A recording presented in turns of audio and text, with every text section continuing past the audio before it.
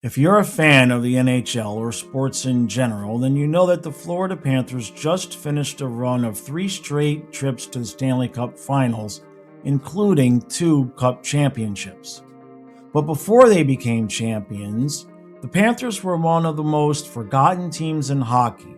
No identity, no consistency, and no clear future. So far, things haven't really worked out in South Beach. Besides a few years in the mid-90s, they have been completely irrelevant at best. Once in a while, a desperate gasp for air with big splash moves like trading for the Russian Rocket so he could rot on a team with no depth whatsoever. And then counter with even more desperation moves like acquiring Todd Bertuzzi for a luscious sum that included Roberto Luongo. He lasted all of 7 games with the Panthers before being injured and traded. So how did the franchise, who was once the laughingstock of the league, become what many GMs today refer to as the standard? How did a seemingly permanently directionless franchise become a destination sought after by many of the NHL top players? Okay, so last minute possibility. We're hearing that Brad Marchand could become a Florida Panther. Holy! I said get out of the East, Brad! I said get out of the East! We're a dynasty. Coming to Florida was one of the greatest things that's ever happened to me. Sure, winning cures everything. But how did a team whose previous claim to fame was being swept in the 1996 Cup Finals end up doing something that no NHL team ever has done before? The Panthers became the only team in the NHL salary cap era to make it to 3 straight Stanley Cup finals while also playing full 82-game seasons. So how exactly was this juggernaut built, and who are the players and people responsible for both the good and the bad parts?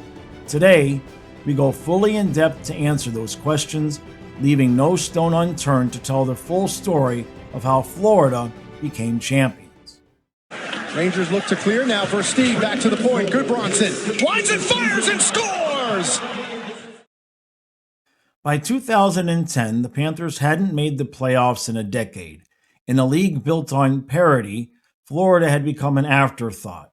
Empty seats, constant bottom-tier finishes, and quick flashes of superstars that were teased that never really materialized.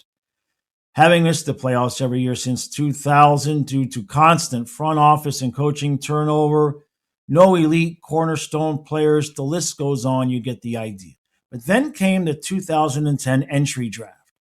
Dale Tallon, the architect of the Chicago Blackhawks dynasty of the 2010s, was now the general manager of the Panthers. The Cats now had a genuinely credible GM, and they had an unheard of 13 draft picks, including 3 in the first round and 3 more in round 2. Surely this draft would lay the foundation for what would become the eventual Panthers Cup-winning team. 10 picks in the first 100 spots, an astonishing amount of draft capital to work with. This would be what sets the team in the right direction. Right? Right? Yeah, only not so much. The Florida Panthers are proud to select from the Kingston Frontenacs, Erik Goodbranson. Now to start things off, Dale Tallon's first pick, he had the 3rd pick in the draft. He takes a big strapping defenseman named Erik Goodbranson. Carolina on the move. Oh, Goodbranson with a huge hit. Erik Goodbranson. So strong. Now, Goodbranson wasn't exactly a bust, and had he been taken in the 2nd or 3rd round, he would have been considered a success. But taking a guy in the number 3 spot, you expect more than the Panthers got out of Goodbranson, and eventually he was traded in a deal that we'll discuss in length later on. Next up, with the 19th pick, the Panthers picked Nick Bjugstad. He showed promise, but injuries kind of slowed him down, and he's moved on to be somewhat of a journeyman, although 821 games is nothing to sneeze at. The last first-round pick the Panthers had was in the 25th spot. Quinton Howden never really amounted to much of anything, 97 games, 10 goals. Now, the second round didn't turn much better for Florida. With picks 33, 36, and 50, the Panthers took John McFarland, Alexander Petrovic, and Connor Brickley. Now, Petrovic is an interesting story because he never really did much with Florida. And then eventually he played 3 seasons in the AHL for Dallas. And at the ripe old age of 34 this past season, actually played 54 games with the Stars in the NHL, a career high. McFarland and Brickley really did not do a whole lot. Brickley ended up with 81 games and 6 points. The best player that the Panthers picked in this entire draft at 123 in the 5th round was Zach Hyman. Yeah, that's Zach Hyman. And here they are facing each other in the 2nd round. Look out, it's a short-handed breakaway. Zach Hyman scores! Now, in terms of the team on the ice, they were pretty much the definition of meh. Stephen Weiss led the team with 49 points, and rounding out the top 5 in scoring for the Panthers was Dennis Weidman and Marty Riesener. And if you're asking who, yeah, who exactly? The roster was littered with draft busts like Keaton Ellerby, Michael Frolik, and Kendall McCardle and others. But there was one player on this team that would actually be part of the Panthers championships later, Dmitry Kulikov. Teed up by Kulikov, he scores! Dmitry Kulikov with a rocket, and it's 2-0 Florida, a minute and 37 in.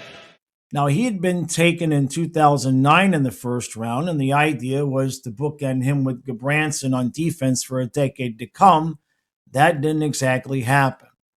The other notable thing in this season was the debut of the supposed future in goal for the Panthers in Jacob Markstrom. Hey, Martin, you're the better goalie. No, Kerry, you're the better goalie. No, Jacob, you're the better goalie. You're the better goalie. You're the better goalie. But in the end, the 2010-11 season was much like the rest of the Panthers seasons. A last place or near last place finish, and it was becoming obvious that even with Tallon at the helm, the direction and plan that the team had just wasn't cutting it. It's a step! Huberdeau's in! Makes the move, and it's Hooby-Dooby-Doo time! In 2011, the Panthers stopped waiting for things to change and started forcing it. A new front office, a completely rebuilt roster, and a gamble that would finally bring playoff hockey back to South Florida. Now, Dale Tallon had already built the Stanley Cup winner with the Chicago Blackhawks, and now he had full control in Florida. He decided to tear down mediocrity and build competitiveness immediately. Instead of waiting years for prospects to develop, Tallon chose a different path. He rebuilt the Panthers within a single summer. Then, with the 3rd overall pick, Florida selected Jonathan Huberdeau. In memory of Luke Williams, the Florida Panthers are proud to select from the St. John Sea Dogs, Jonathan Huberdeau. With that ability to score goals. Well, he's just got a killer instinct with the puck. You'll get an idea of his killer instinct right now. When he has the puck on his stick, he's going to make a difference virtually all the time. Get it, finish it. A dynamic, creative forward, and unlike previous picks, this one wasn't about safety, it was about skill. The late scratch. The Duke is coming again. Has 2 in the game, lays it back to Huberdeau. What a pass for Ekblad, and he blasts it home! Huberdeau with a gorgeous setup, and Ekblad makes it 8-3 Panthers. And it wasn't just the drafting of Huberdeau that signaled a change, but the team also had a new head coach in Kevin Dineen. The team went on a free agent spree like they never had before, bringing in players like Brian Campbell, Thomas Fleischman, Scotty Upshaw, Ed Jovanovski, and Jose Theodore. Now, Campbell would steady things on the back end for years to come, and Theodore was brought in to shore up the goalie position after moving on from Thomas Vokoun. Jovanovski was unfortunately on the back end of his career, but he did help to sell some seats. And Upshaw and Fleischman would bring some fight and feistiness to a team that desperately needed it.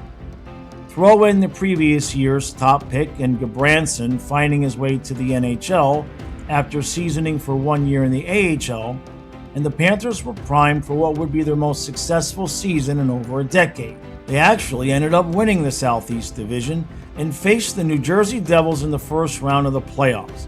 Those Devils were coached by none other than Pete DeBoer, who had just been fired by Florida at the end of the previous year. The Panthers got off to a 3-2 series lead. Then in Game 6, New Jersey tied the series in overtime. Game 7 saw all the ups and downs imaginable for Florida fans. New Jersey held a 2-0 lead heading into the third period, and when you're facing the great Marty Brodeur, you can pretty much forget about coming back. Only thing is that the Cats did, scoring 2 goals, including Marcel Gotch with less than 4 minutes left to tie the game. Nobody would score in the first overtime, but early in the second overtime, this happened. Puck there by Kulikov. Bouncing puck goes to Adam Henry. In shoots, Adam Henry, the overtime winner.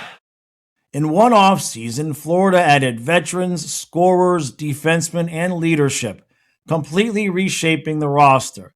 It wasn't a traditional rebuild, it was a shortcut.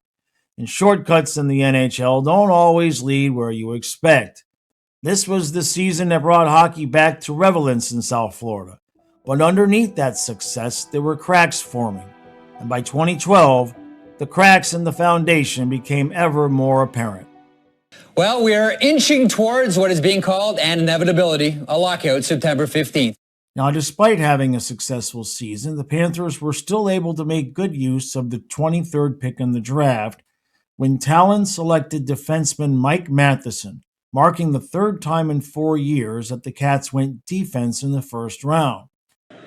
The Florida Panthers are proud to select from Dubuque in the USHL, Mike Matheson. Como held the #1 pick if he decided he wanted to go that route, but he decided that he did not, that education was important to him, and he decided to go to Dubuque where he played for Mike Montgomery, the former National Hockey League player. Had a slow start to the season. In the first half of the season, second half really took off. Now, Matheson was a departure from the sturdy stay-at-home defenseman that the team already had in Kulikov and Gabranson, and was sold as a puck-moving defenseman with a high offensive ceiling.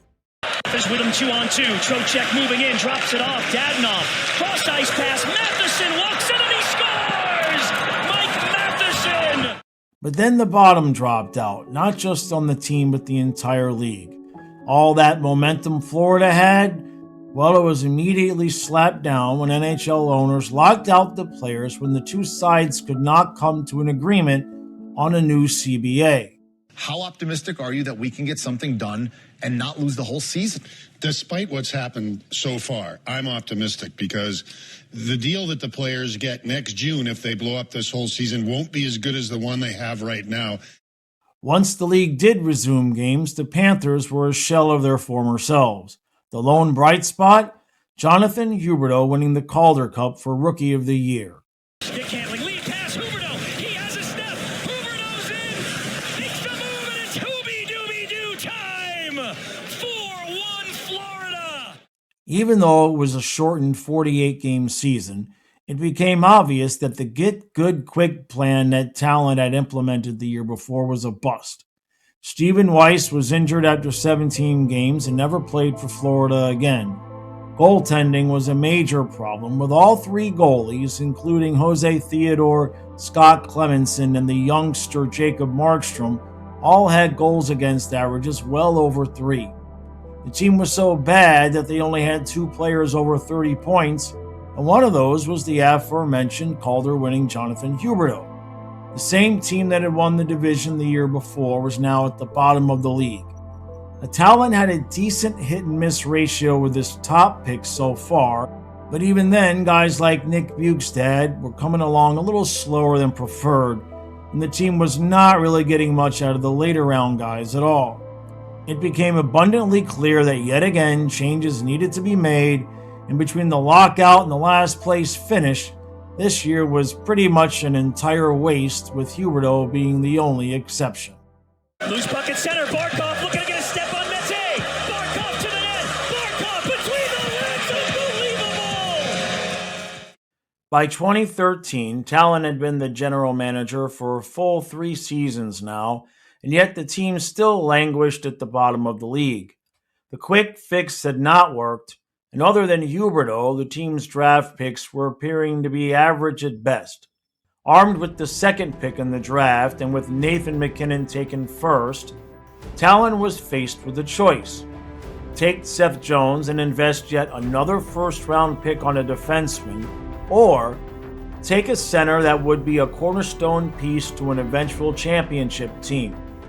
Amid some controversy, Tallon chose correctly, and Alexander Barkov became a Florida Panther. The Florida Panthers are proud to select from Tampere, Finland, Alexander Barkov.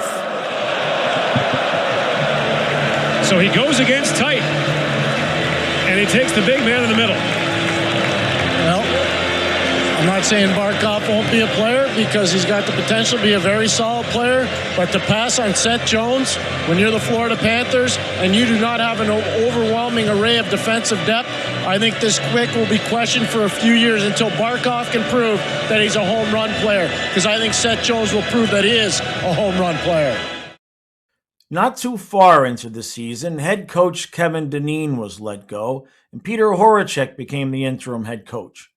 Then in March, with the near bottom place finished already in sight, the Panthers made a move that shocked everyone by reacquiring eventual Hall of Fame goalie Roberto Luongo in a deal that sent the young Jacob Markstrom to the Canucks and placed Luongo smack dab in the middle of a resurgent Panthers with growing expectations.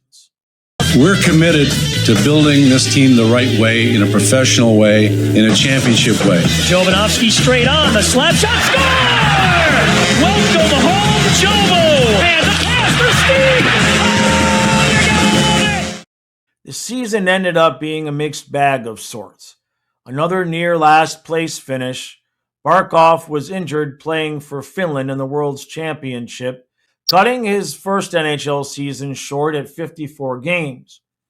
The offense still lacked talent, with journeyman Brad Boyes leading the team with 21 goals, and no player finishing with even 40 points.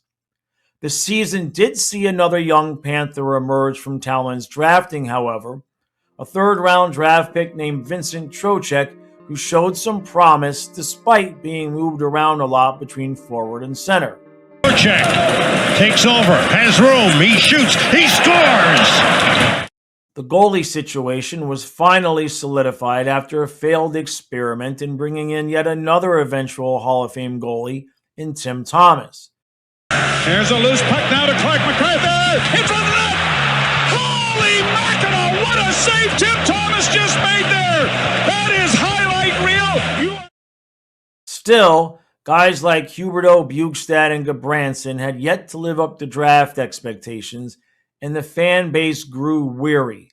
However, one thing also happened in September of 2013 that went without massive fanfare, but the move would eventually pay off dividends beyond imagination. The Panthers had a new owner, with Vinny Viola buying a majority stake and bringing along Doug Sifu in a minority ownership role. Together, these two had the unenviable job of restoring the value of the product on the ice to that of a solid hockey organization. Years of free and heavily discounted tickets had ruined their value, and the new owners would have to endure tremendous criticism in order to set things right. Gone were the days of getting free tickets for Blockbuster and Publix receipts. If you wanted to go to a Panther game, you would now have to pay fair market value. While this led to a few seasons with a lot of empty seats and the never-ending "the Panthers only have 6 fans" meme, eventually, as we will discuss later, the payoff was magnificent.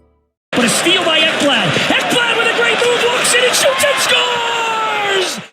Once again armed with the top draft pick in 2014, this time the first overall pick, the Panthers and Tallon went back to building the defense. Despite already having 3 first-round picks in Kulikov and Gabranson playing on a nightly basis, and Matheson getting NHL ready while finishing his time at Boston College, Tallon felt he needed one more piece to complete the D-core that was still anchored by veteran Brian Campbell. So, with the first overall pick of the 2014 draft, the Panthers took defenseman Aaron Ekblad, who not only would play 81 games in his first season, but who would become the second Panther in 3 years to win the Calder Trophy as Rookie of the Year. We proudly select, with the first pick overall in the 2014 NHL Draft, from the Ontario Hockey League, Ekblad. So he had to wait a few seconds. When you've been as good as he's been for as long as he's been, that's nothing. He's an exceptional player, literally. Gets a hug from his dad, Dave, his mom, Lisa, his brother, Darian. Declared exceptional by Hockey Canada at the age of 15. Was the first overall pick to the Barrie Colts. And Dale Howard-Chuck, the head coach of the Barrie Colts, said from the moment he stepped in the OHL as a 15-year-old, for the next 3 consecutive seasons, he was nothing but a high-impact player. The team also made another significant offseason move with the hiring of a new head coach, opting for the fiery, sometimes over-emotional, Gerard Gallant. Bringing up his age all the time because he doesn't like it, but for 44 years of age and to be a leading scorer with 60 points or 61 points is outstanding, and his leadership he brings to our club and his work ethic, so it's been outstanding. This season would be a marked improvement. Huberdeau was becoming an assist machine. Barkov was continuing to develop, and this would be Nick Bjugstad's best season to date with the Panthers, scoring a team-leading 24 goals. Role players like Brad Boyes, Jimmy Hayes, and Brandon Peary gave the Cats solid depth that they hadn't really seen since the 1996 team. And goalie Roberto Luongo had what would be a Vezina-winning season these days, with a 2.35 goals against and a .925 save percentage. Things were looking up. The team just needed one more boost, it seemed. Goaltender saves you, and look at this one. The puck is dumped right back in front of him. He's unexpected yet. Tried to go top shelf, never mind, in the glove. So before the trade deadline, Tallon pulled yet another surprise. Now, the previous season, he had wrangled Luongo from Vancouver. This time, he surprised everyone by acquiring yet another future Hall of Famer by sending a second and a third round pick to New Jersey for Jaromir Jagr, who simply put is one of the greatest hockey players of all time. Barkov and Jagr with him. Jagr picks it up and shoots and scores! It's Jagr time, 1-0. Now, Jagr would have 18 points in the 20 games he played for Florida that season. His impact on young players like Huberdeau and Barkov, especially, was instantaneous and can be seen to this day in Barkov's work ethic. Even though Florida would miss out on the postseason, things were coming together for what soon would be massive success. Several core pieces were already in place. The puck-moving D-man, the stay-at-home defenseman, the dominant number one center, the playmaker, the depth centers, veteran leadership were all in place. Even the later round developing draft picks like Trocheck were all in play. A coach the players loved to play for, and new owners who were 100% invested in the team's success. All that was left to do was to take the next step on the ice and start making the playoffs on a consistent basis. But consistency, despite what it looked like, was a bit further ahead than it actually appeared. Trocheck pushed it back inside the line. They got an empty net. Here's Trocheck now. Now we get into the meat of our story. By the 15-16 season, Florida had been acquiring top assets in the draft and through trade for a few seasons now. Armed with the 11th pick in the draft, this time the Panthers went for a mix of size and skill, taking Lawson Crouse, a 6'4", 210-pound forward who had earned himself the nickname the Sheriff. While Crouse was not expected to play immediately, it signaled Florida's commitment to old-school hockey and gave further proof that Tallon's plan was still being fully implemented. Write that down. It's hard to play hockey after you get your ass kicked. The Florida Panthers select Lawson Crouse.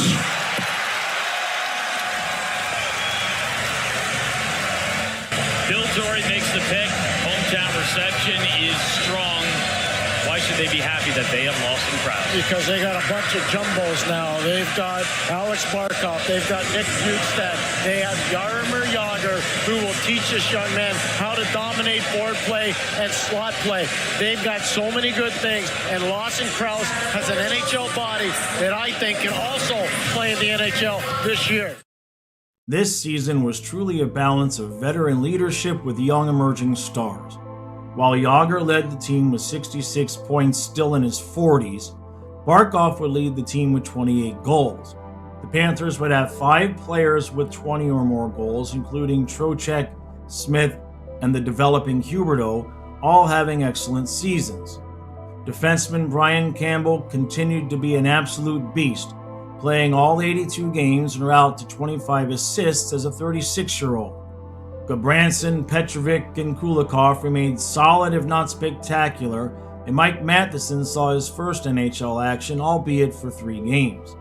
Some of the later draft picks were also contributors, but nothing significant, with a plethora of players like Quentin Howden, Logan Shaw, Corbin Knight, Rocco Grimaldi, Connor Brickley, and believe it or not, several others in and out of the lineup, with Gallant waiting for one of them to take the job. When that never materialized, Tallon picked up some bottom 6 depth with Teddy Purcell and Yuri Hudler at the deadline. He also, unfortunately, acquired what most Panther fans to this day consider to be the worst defenseman to ever put on the uniform in Jakob Kindl. Dave Bolland would only play 25 games due to injury, despite his brand new overpaid contract, a situation that would eventually need to be dealt with. Even the goaltending room was balanced, with backup Alex Montoya sporting a .218 goals against and a .919 save percentage to rival Luongo's .235 and .922. The result? First place finish with 103 points and a first-round date with the experienced and savvy New York Islanders. They appear, Frank, to be a team of destiny. It's more than a coincidence now. What he's doing here in Florida is a repeat of what he did in Chicago. That's why there could be a Stanley Cup in Florida. He's leading that team, and he's winning games for them. When he needs a break, Montoya can...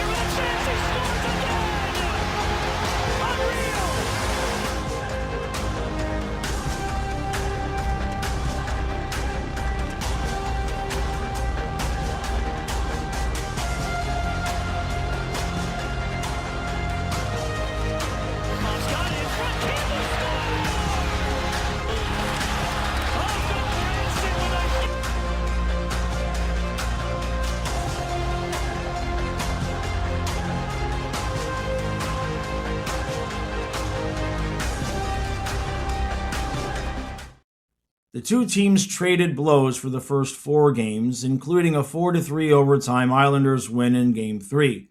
The Cats would tie the series in Game 4 when defenseman Alex Petrovic would score the game-winning goal in the third period to secure a 2-1 victory. Continues along the boards. Puck is worked out to Petrovic, and he scores! Petrovic beats Price. The Panthers take a 2-1 lead. Game 5 was perhaps the most famous or infamous game in this series, depending on your POV. Alexander Barkov scored in the third period to tie the game at 1, and then midway through the first overtime, Barkov had one of the most rare opportunities in hockey, a playoff overtime penalty shot. Here we go. Can Barkov do it in overtime for the series lead? Saved by Bryce, and we continue. When that failed, the teams headed to double overtime. After the Cats killed off a tripping call on Jagr, Derek McKenzie was called for slashing, and just before the penalty expired, this happened. Zidlitsky again. Over to Hickey. Hickey on the move, sets up Zidlitsky. Quine, one-timer, and he scores. And the Islanders lead the series 3-2. They win it. Game 6 would be just as exciting and low-scoring as Game 5. The Panthers had held New York off the score sheet the entire game until, with less than 1 minute left in regulation, John Tavares sent the third game of this series to overtime. They got an empty net. Here's Trocheck now.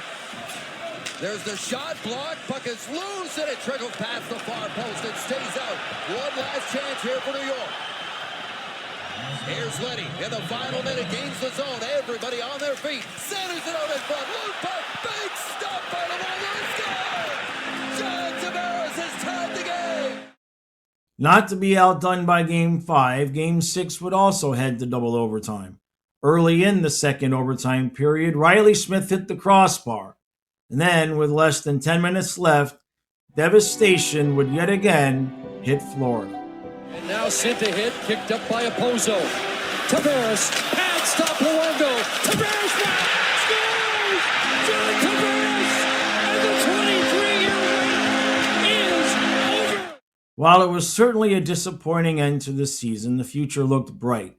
The plan that Tallon had of mixing top young talent with experienced veterans and excellent goaltending was working.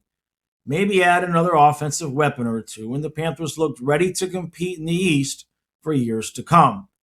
Yeah, it was a slow build to success, but after decades of being terrible, surely everyone would have the patience to remain slow and steady in the process, especially after seeing how Tallon's Chicago teams eventually dominated. The 16-17 season had the potential to be the team's best ever. Potential. Yeah, so about that. This is the part in the story where things take a sudden and drastic turn that had even the most diehard fans wondering, is this crap ever gonna end? For more than 2 decades, the Panthers were represented by one of the most unique and recognizable logos in professional sports. The original Leaping Panther logo debuted in 1993 and quickly became synonymous with the franchise's identity. Aggressive, wild, and unmistakably 90s, the logo featured a panther lunging directly at the viewer with claws extended. It captured perfectly the energy of the young expansion franchise trying to make its mark on the NHL. For many fans, that logo wasn't just a design, it was a childhood. It was the 1996 Stanley Cup final run. It was the Beezer years, the Bure years, and the long road through decades of rebuilding. So when the Panthers announced a complete rebrand in 2016, reactions were immediate and passionate.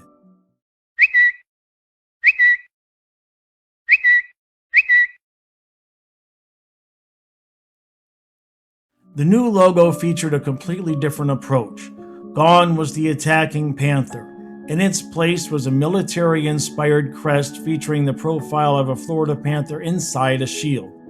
The redesign also introduced a cleaner color scheme and a more traditional hockey aesthetic. The organization explained that the new look was intended to represent strength, tradition, and South Florida's strong military ties. Ownership wanted a logo that looked timeless and professional while helping establish a new era of Panthers hockey. Media reaction was generally positive. Many national hockey writers and branding experts praised the redesign for being cleaner and more modern, and easier to reproduce across merchandise and digital platforms. Some even argued that it was one of the best rebrands in recent NHL history. Fans, however, were divided. Some embraced the new identity immediately. They saw it as a sign that the Panthers were finally becoming a serious organization after years of instability. The Shield logo felt professional, mature, and reflective of the team's new direction. To many longtime fans, the redesign felt like the loss of a piece of franchise history. The original logo had personality, emotion. It looked like a hockey team from South Florida. The new crest looked too corporate, too safe, and too similar to a military patch for some. Social media quickly became a battleground between supporters of the old logo and defenders of the new one, but over time, opinions began to soften. As the Panthers improved on the ice and eventually developed into a championship contender, the new logo became associated with winning. A generation of fans that grew up with Barkov and Huberdeau and eventually Matthew Tkachuk began viewing the Shield crest as their Panthers logo. Even so, the debate has never completely disappeared. To this day, many fans still consider the original Leaping Panther to be one of the greatest logos in NHL history. Others believe the current crest represents the most successful era the franchise has ever experienced. For me personally, I still haven't bought a jersey that didn't have the original logo on it. Perhaps that's the best indication of a successful rebrand. Years later, Panthers fans are still talking about it. Senior tracks it down, shoots and scores! Short-handed! After years of being irrelevant, the Panthers finally looked like they had arrived. Dale Tallon's rebuild was working. Alexander Barkov was becoming a superstar. Jonathan Huberdeau was blossoming into an elite playmaker. Aaron Ekblad looked like the franchise defenseman Florida had waited decades for. Veteran additions like Jaromir Jagr and Roberto Luongo gave the team leadership, swagger, and legitimacy. Now it's Yandel, cross ice to Jagr. Demers with a wrister, score! They have been deflected home! The 15-16 Panthers won 47 games, captured the Atlantic Division, and posted a franchise record 103 points. For the first time in years, Panther fans believed the long-term plan was finally paying off. And then came the loss to the Islanders. Now, Florida lost in 6 games, including that crushing double overtime defeat in Game 6. Yeah, it hurt. Most fans viewed it as part of the process. The Panthers were young, they were ahead of schedule, and the belief was simple. This team would learn from the loss and come back even stronger. However, behind the scenes, ownership saw things a little bit differently. Fans, they pay good money to come watch us play, and when they're not happy, you know what? I'm a big boy, I got thick skin, and we got a great franchise. The only thing I'm going to tell the fans is we got a great franchise, we got great players. It's been a disappointing year, but we'll definitely be back next year and we'll be in the playoffs. Is anybody more disappointed than you? Me? I don't think so. It's part of the business. So I knew coming here this was going to be part of it, and if things didn't go well, I knew I'd be taking the brunt of it. That's fine. You know what? That's like I said, I can handle that, and the fans pay great money to come watch us play, and it's their prerogative to speak their mind. I got no problem with that. Instead of doubling down on the blueprint that had finally made the Panthers relevant, the organization shifted directions entirely. Just weeks after the season ended, Dale Tallon was moved out of the general manager role and promoted upstairs to president of hockey operations, while Tom Rowe took over as general manager. On paper, it sounded like a promotion. In reality, many around the hockey world viewed it as ownership pushing the organization toward a more analytics-driven approach. The Panthers' new ownership group, led by Vincent Viola, wanted to modernize the front office. More emphasis on numbers, more emphasis on efficiency, less reliance on the old-school hockey mentality that Tallon represented. Now, to be fair, analytics themselves were not the problem. Plenty of successful teams use them. But the timing was the issue. Florida had finally built an identity. Big, physical, hard to play against, with a strong locker room culture led by veterans and experienced hockey people. Instead of tweaking the roster after a close playoff loss, the Panthers started over philosophically. And that philosophical shift immediately showed itself in the roster moves. One of the biggest changes came on defense. The Panthers traded former first-round pick Erik Gudbranson to Vancouver for Jared McCann, a second and a fourth-round pick. Now, on paper, it looked like a smart value move. Gudbranson had become a polarizing player analytically, and Florida believed that they were selling high on a physical defenseman whose numbers didn't match his reputation. But for many fans, it felt symbolic. Gudbranson represented the heavy, hard-nosed identity that had helped the Panthers become difficult to play against. The Panthers also lost veteran leadership pieces. Willie Mitchell's career ended due to injuries, and longtime defenseman Brian Campbell departed in free agency back to Chicago. Combined with the Panthers trading Dmitry Kulikov, Florida's blue line suddenly looked very different from the one that had helped them win the Atlantic Division. In free agency, the Panthers committed major money to Keith Yandel, signing him to a massive long-term contract to quarterback the power play and bring more puck movement to the blue line. They also signed Jason Demers to strengthen the defense corps, while adding forwards like Colton Sevier and Jonathan Marchand. Ironically, Marchand would become one of the best value signings in the entire NHL. Signed for almost nothing, he exploded offensively and became one of Florida's most productive players. More on that later.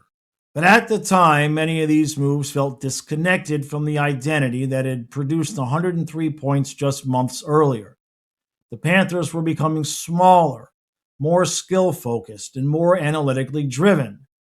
And just before the regular season even truly began, disaster struck. Jonathan Huberdeau suffered a devastating Achilles injury and was expected to miss months. Suddenly, one of the team's offensive engines was gone before opening night. At the same time, Barkov battled injuries early in the season as well. The momentum from the division-winning year quickly evaporated. In home games like this against the rival. Here's a shot that's good! Andre Tallon backhands it through Luongo. The first goal of the new season. Longtime hockey voices within the organization also appeared to lose influence. Gallant, the coach who had just helped turn the Panthers into contenders, suddenly found himself on shaky ground. The front office structure became increasingly complicated, with reports describing power struggles and a divide between traditional hockey minds and the new analytics-heavy leadership group. The roster construction had changed. The organizational philosophy had changed. And now the team was dealing with major injuries on top of all of that. The belief was that puck possession and efficiency metrics would create a smarter, more sustainable contender. Instead, the Panthers regressed. Just months after winning the division, Gallant was fired in one of the most controversial moments in franchise history. You know, folks, I've been involved a long time in hockey. I've seen bad firings. I've been fired myself. I thought in Colorado it was rather bad. I have never seen anything like this. This is the worst firing in the history of the world. They get the guy, goes out the front. They fired the guy after the game. The players are sitting on the bus, and it was a great headline as I saw, dumped at the curb. Here's a guy that got 103 points last year. He was coach of the year, second coach of the year.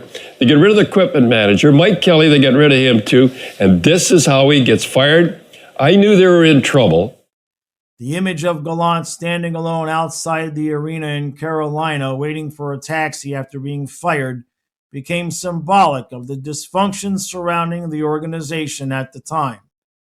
Tom Rowe actually stepped behind the bench as interim coach while also serving as general manager.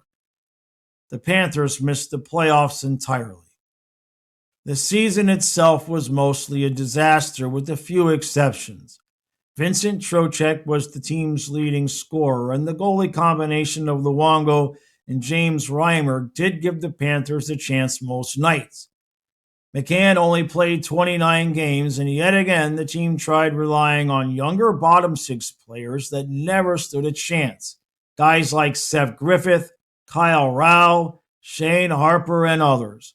Even their first-round draft pick from that summer really never developed the way he was expected. With the 23rd pick in the draft, the Cats took a speedy forward with the nickname The Artist, a complete departure from the type of player the Panthers have been drafting for nearly a decade now. Henrik Borgstrom would only get a few chances at the NHL level before eventually settling into play in the Swiss A-League in 2025. Florida Panthers would like to draft from HIFK of Helsinki, Finland, Henrik Borgstrom. There's your fourth, Finn. Tom Rowe in his first NHL draft, taking over from Dale Tallon as the general manager of the Florida Panthers. That is off the board. That is off the board without question. And all the mock drafts I looked at. Is this an analytics pick? I don't know enough about his numbers to make that determination. I think. Well, let's be clear. This kid was draft eligible last year. Yeah, and nobody took him. Yeah, nobody took him, and they now you'd heard rumblings about the name. But this is Florida saying we're thinking a little differently than everybody else. Now, Huberdeau did make it back towards the end of the season and looked great. But the team still finished in 6th place with 81 points 1 year after winning the division. By the end of the season, ownership had effectively reversed course yet again. Dale Tallon was restored as general manager, and the experiment was largely viewed as a failure. Looking back now, the 16 offseason feels like one of the biggest what-if moments in Panthers history.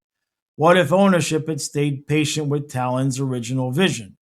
What if they had simply built on the 103-point season instead of overhauling the philosophy behind it? The core was already there. Barkov, Huberdeau, Ekblad, Trocheck. The foundation had been built the hard way through years of losing and careful drafting. Now eventually, as you'll find out later in this story, things do pay off for the Panthers. But for now, many longtime fans feel the summer of 16 will always be remembered as the moment the organization abandoned the plan just when it was finally starting to work. Don Dadonov speeding in, looking in front, he's got Bukestad score! Oh, what a pass by Dadonov! The Panthers entered the 17-18 season in a strange place. Just 1 year earlier, the organization had been in complete chaos. The analytics experiment under Tom Rowe had failed. Gerard Gallant was gone. The Panthers had missed the playoffs after winning the division the previous season, and the fan base was frustrated, confused, and concerned if the franchise had completely lost its direction. So during the summer of 17, ownership quietly shifted back towards the original blueprint, and Dale Tallon was back in control. With Tallon once again steering the ship, the Panthers made a decision that would completely change the future of the franchise. They hired Bob Boughner as the next head coach. Now at the time, it was not a flashy hire. Boughner was respected around hockey circles, especially for his work developing players in junior hockey and as an assistant coach with the San Jose Sharks, but he was still largely unknown to casual NHL fans. What mattered most was philosophy. The Panthers wanted stability again. After the dysfunction of the previous season, Boughner brought structure, accountability, and a calmer voice behind the bench. Players repeatedly talked about communication being clearer. Roles were more defined. The constant organizational tension that seemed to hang over the team during the Rowe era started fading. But before the season even began, there was still one major storyline left hanging over the franchise: the Vegas expansion draft. The Vegas Golden Knights select Jonathan Marchand. Did any team become as much of a disaster as the Panthers were last year? Ownership meddling, Dale Tallon fired via promotion and then rehired as GM. Gerard Gallant fired on the first day of a road trip and forced to depart on a taxi, completely gutting the squad in favor of primitive hockey analytics. Tom Rowe with a near-total power grab and injuries galore. And now they've lost one of their best scorers in Marchand and another decent, if overpaid player in Riley Smith. To this day, it remains one of the most controversial moments in Panthers history. Florida entered the expansion process, obviously trying to protect what they believe was their long-term core. Barkov, Huberdeau, Trocheck, Bukestad, Ekblad, and others were protected as expected. But the Panthers became obsessed with protecting certain contracts and managing future cap flexibility, and that's where things went sideways. Florida made a side deal with the Vegas Golden Knights that involved sending Riley Smith to Vegas in exchange for Vegas selecting Jonathan Marchand in the expansion draft. At the time, the Panthers viewed Riley Smith's contract as something they wanted off the books. Smith had 6 years remaining at a $5 million cap hit, and Florida's front office believed the team needed more long-term financial flexibility. Scored a goal in 9 games. Here come the Panthers the other way. Score! What a rocket! Riley Smith, his 12th of the year! The problem was that Smith was still a very good player, and Jonathan Marchand had just scored 30 goals for almost nothing financially. Instead of losing only one quality player in the expansion draft like most teams, Florida effectively handed Vegas 2 top 6 forwards. Almost immediately, fans were furious. It felt like the Panthers had overthought the process. The organization had prioritized contracts and cap projections over proven production and chemistry. And the optics became even worse because some of the players that Florida chose to protect instead. The Panthers protected players like Alex Petrovic and Mark Pysyk on defense while exposing Marchand.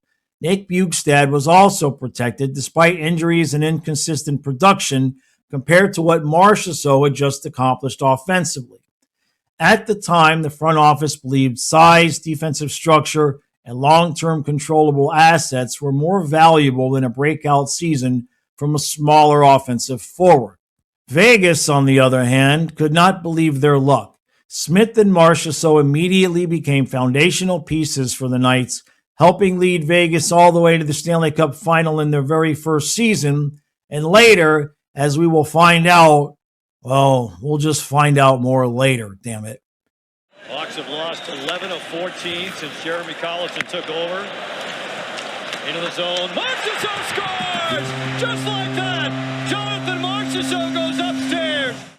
Meanwhile, Panther fans spent the entire 17-18 season watching two former Florida players thrive somewhere else while the Panthers fought desperately to stay alive in the playoff race.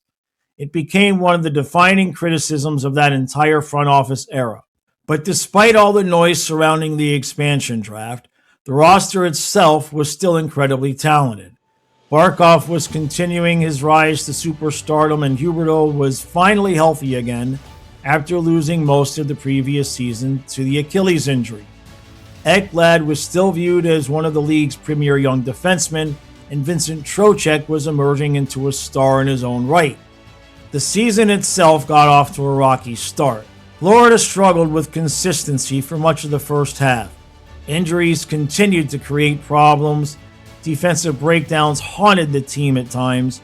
Roberto Luongo missed significant stretches, forcing James Reimer into extended action. By New Year's Day, the Panthers were sitting outside the playoff picture again. And honestly, most people around hockey had stopped paying attention to them. But then something changed. Starting in January, the Panthers caught fire. Everything suddenly clicked. Barkov elevated his game to another level, dominating both offensively and defensively. Huberdeau continued being one of the NHL's best playmakers. Trocheck was producing at an elite pace, and Evgeny Dadonov, returning from the KHL, brought speed and scoring depth to the lineup. Even the defense stabilized under Bubner's system. And then there was Keith Yandel, who quietly played one of the best offensive seasons by a defenseman in franchise history. Night after night, the Panthers kept winning. The atmosphere around the team completely transformed. For the first time in years, the Panthers fans started believing again. What made the run so incredible was the pressure surrounding every single game.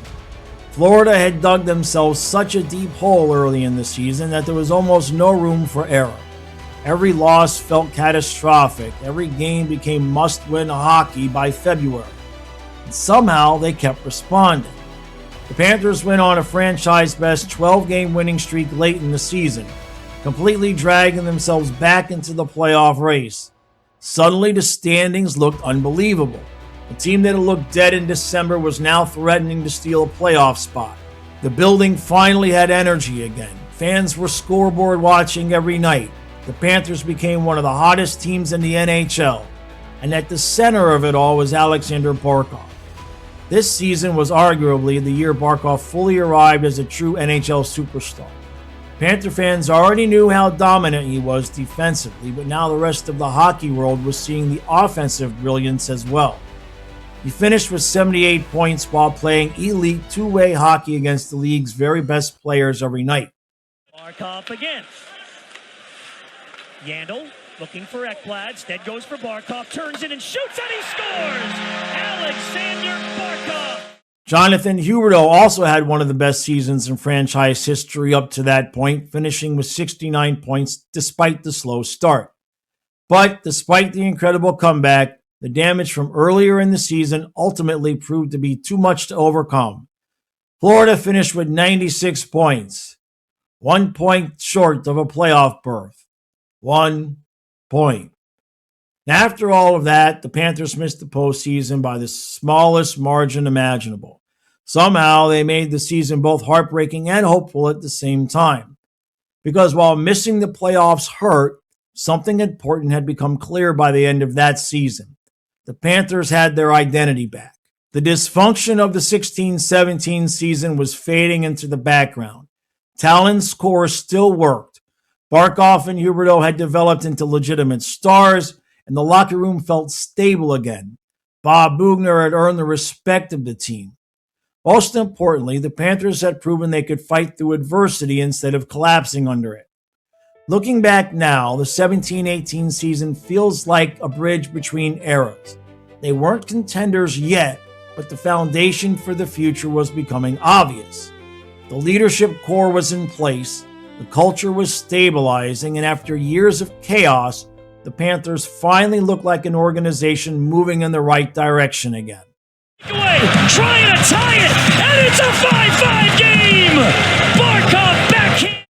The 18-19 season was supposed to be the year that the Panthers finally broke through. After finishing just 1 point short of the playoffs the previous season, there was a sense of optimism surrounding the franchise. Dale Tallon had restored stability to the organization, Bob Boughner had survived his first season behind the bench, and Alexander Barkov, along with Jonathan Huberdeau, had emerged as legitimate stars. And here they come again. Hoffman is in again. The toe trap for Barkov, for Dano. That's beautiful! What a goal! Perhaps most importantly, the Panthers had proven they could compete, and now they just needed to take the next step. Instead, this season would become something very different. It would become the final chapter of one of the greatest careers in franchise history, the final season of Roberto Luongo. More changes from Nolan Baumgartner. There's a chance in front of the glove. Saved by Luongo.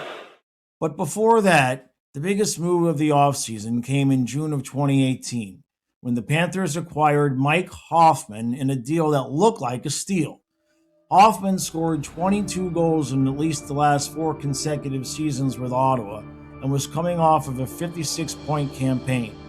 He possessed one of the most dangerous shots in the NHL and gave Florida something they desperately needed, another elite scoring threat to complement Barkov and Huberdeau. The circumstances surrounding the trade were unusual.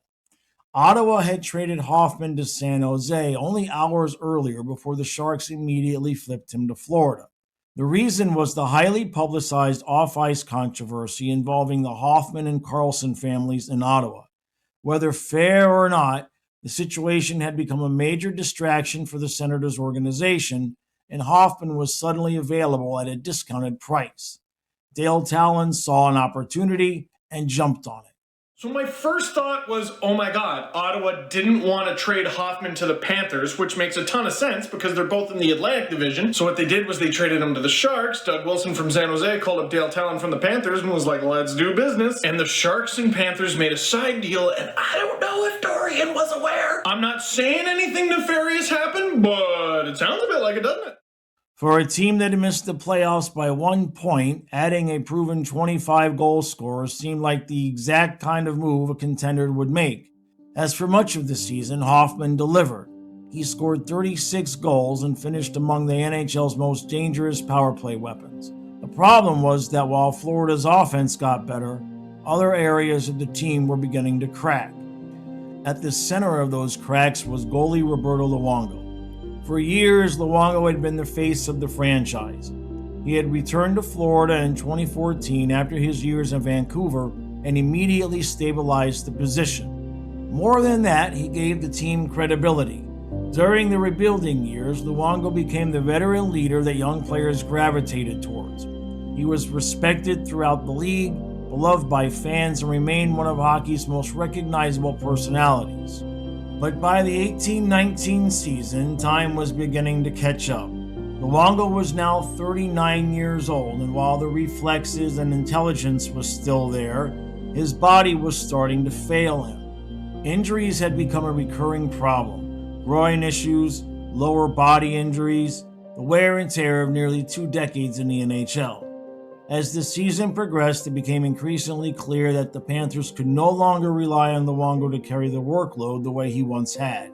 He would appear in just 35 games. Several stretches of the season were interrupted by injuries, forcing James Reimer once again into action.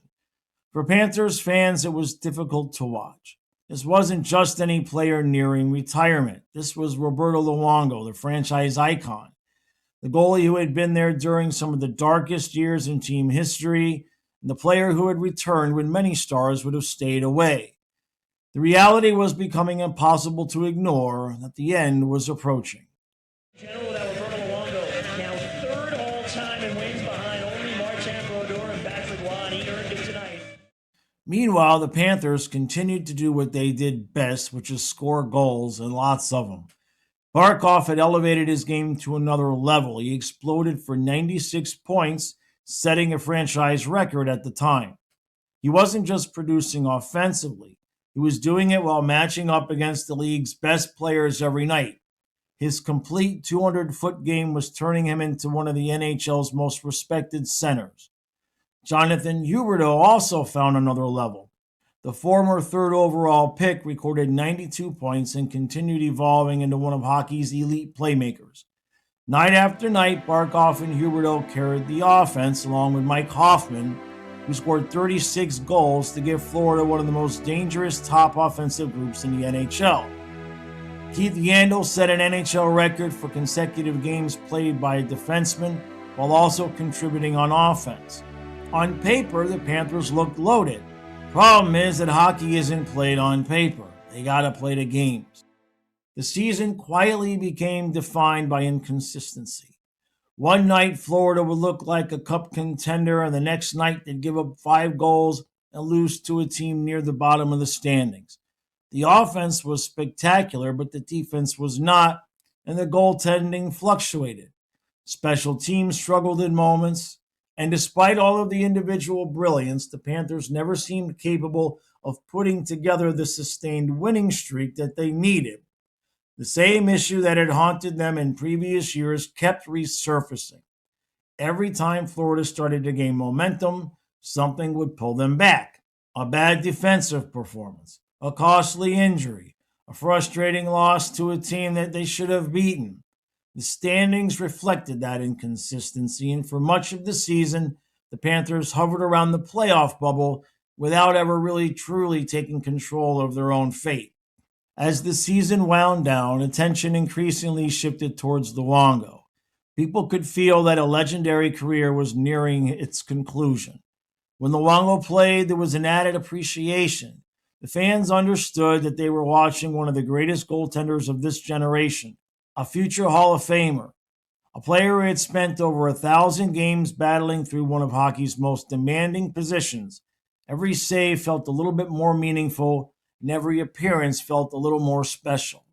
2-on-1 with McKinnon. Here's McKinnon in front, and Roberto Luongo's spectacular glove save. Unfortunately, the team could not give him the ending everybody wanted. The Panthers finished the season with a 36-32-14 record. They missed the playoffs yet again, and for a roster featuring Barkov, Huberdeau, Hoffman, Dadonov, Ekblad, and Luongo, it was a disappointing result. Changes, once again, were clearly coming. Ownership had grown tired of missing the postseason, and the pressure to win was increasing. And despite the offensive explosion, management knew the roster still wasn't good enough. Another major shakeup was on the horizon. Uyghur shoots and scores! By the time the 2019-2020 season came around, it felt like everything was in place. For nearly a decade, Dale Tallon had patiently built the foundation brick by brick. Alexander Barkov had become one of the NHL's elite centers. Jonathan Huberdeau had developed into a star, and Aaron Ekblad was entering his prime. Along with guys like Trocheck, the core was in place, and now ownership wanted results. During the summer of 19, they made 3 of the biggest moves in franchise history. The first was behind the bench. The Panthers hired a new coach, and not just any coach, Joel Quenneville, a 3-time Stanley Cup champion and one of the winningest coaches in NHL history, a future Hall of Famer. Panthers hailed the hiring of Joel Quenneville as the beginning of a new era. This man to my left is a champion, and champions breed champions. For years, Panther fans had dreamed about the organization attracting a coach of this caliber. Suddenly, one of the most respected figures in hockey was standing behind Florida's bench. The message from ownership was clear. The rebuilding phase was over, and the Panthers expected to win and win now. Then came two more moves that, while on the surface were blockbusters, definitely made you question what in the heck general manager Dale Tallon was exactly thinking. The first thing the Panthers did was use the 13th pick in the draft on goalie Spencer Knight. He had number one pedigree written all over him and was expected to develop into at least a star, if not a superstar. The Florida Panthers select from the U.S. National Team Development Program, Spencer Knight. Okay, logic doesn't always play, but Bob thought it was the logical pick, and the logical pick is in Spencer Knight. Goaltender goes to the Panthers. I know everybody's speculating what they're going to do in free agency. This is an awesome pick. Florida, buckle up. This is a franchise goalie. This guy's really that good. He'll be at Boston College for 1 year, and he will be NHL ready after that. Elite pick by the Florida Panthers. Now look, you don't take a goalie with the 13th pick in the draft and not expect him to be ready to play sometime relatively soon. I know goalies will usually take 3 to 5 years to develop. However, the next thing the Panthers did, while it paid dividends, blocked Spencer Knight from really ever having a chance to be the number one starter. Basically, a week after drafting Spencer Knight, Dale Tallon went out and got goalie Sergei Bobrovsky. Fresh off years of elite play in Columbus, Bobrovsky signed a massive 7-year deal worth $10 million per season, effectively telling Spencer Knight, well, good luck. No matter how well you play, you now have a guy making $10 million blocking you. At the time, many people viewed Bobrovsky as the missing piece, and some people thought the contract was a little bit of an overpayment. But remember, Florida was not yet a destination franchise at that point, and attracting high-quality free agents was going to mean overpaying. But the Panthers had scoring, and they had the young stars, and what they lacked was elite goaltending. Now they had a 2-time Vezina Trophy winner, and the expectations immediately skyrocketed. For the first time in years, people around the NHL were openly discussing Florida is not just a legitimate playoff team, but some believed they could contend for a Stanley Cup. The franchise had never entered a season with this much anticipation and expectations. And early on, there were reasons to be excited. The Panthers could score. Barkov continued to play at an elite level. Huberdeau was producing points most every night. Mike Hoffman remained one of the NHL's most dangerous shooters. Dadonov provided consistent offense, and don't forget Trocheck, which we spoke about earlier. The power play was dangerous. The problem was that the team struggled to find consistency. That's not all that uncommon with a new coach. Ironically, however, the biggest issue became the player everyone expected to solve their problems, Bobrovsky. The transition to Florida was rough. Instead of immediately performing like a Vezina winner, Bobrovsky struggled through early stretches of the season. There were flashes of brilliance, but there were also games where he looked nothing like the goaltender Panther fans thought they had signed. Basically, the adjustment period was longer than anyone expected.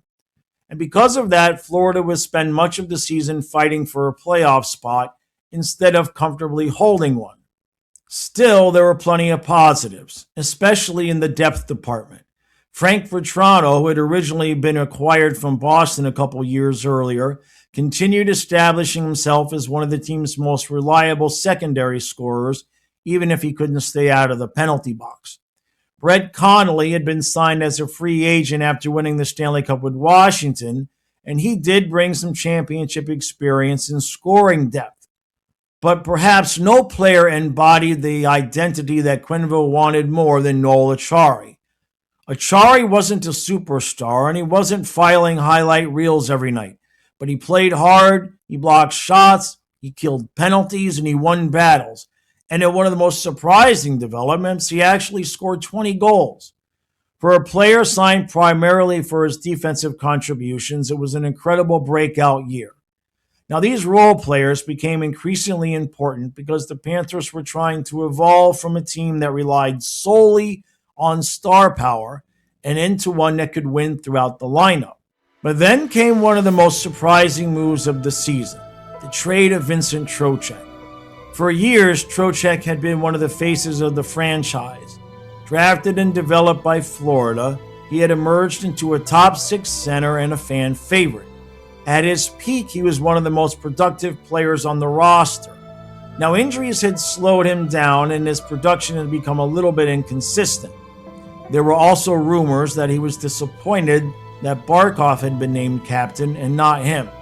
So, on February 24th, the Panthers made a major decision. Trocheck was traded to Carolina. So Vincent Trocheck has gone to the Carolina Hurricanes. There were rumors that he was on his way out of Florida basically all year. And what Florida gets back has me wearing a Florida jersey. At first, the reaction from fans was mixed. Many viewed it as Florida giving up on a homegrown player, and others believed the Panthers were simply reshaping the roster around Barkov and Huberdeau. The return package included Eric Halla, Lucas Wallmark, Chase Prisky, and a relatively unknown prospect named Eetu Luostarinen. At the time, Luostarinen barely generated headlines. Most Panther fans focused on the immediate NHL pieces. But over time, it became clear that Luostarinen might be the most valuable player in the entire deal. The Finnish forward possessed size, speed, defensive responsibility, and versatility. He could play center, he could play wing, he killed penalties, he fit the modern playoff style perfectly. But before anyone could fully evaluate the move, the world stopped. Officially, the season is suspended. Yeah. The players have been told to go home. Like the Rangers were in Denver. They're not going to Arizona. They're coming. That was home. earlier today. They were told just you're not going to Arizona. You're Yeah, back. but now they're obviously coming home officially. Yeah. No practicing or anything like that right now.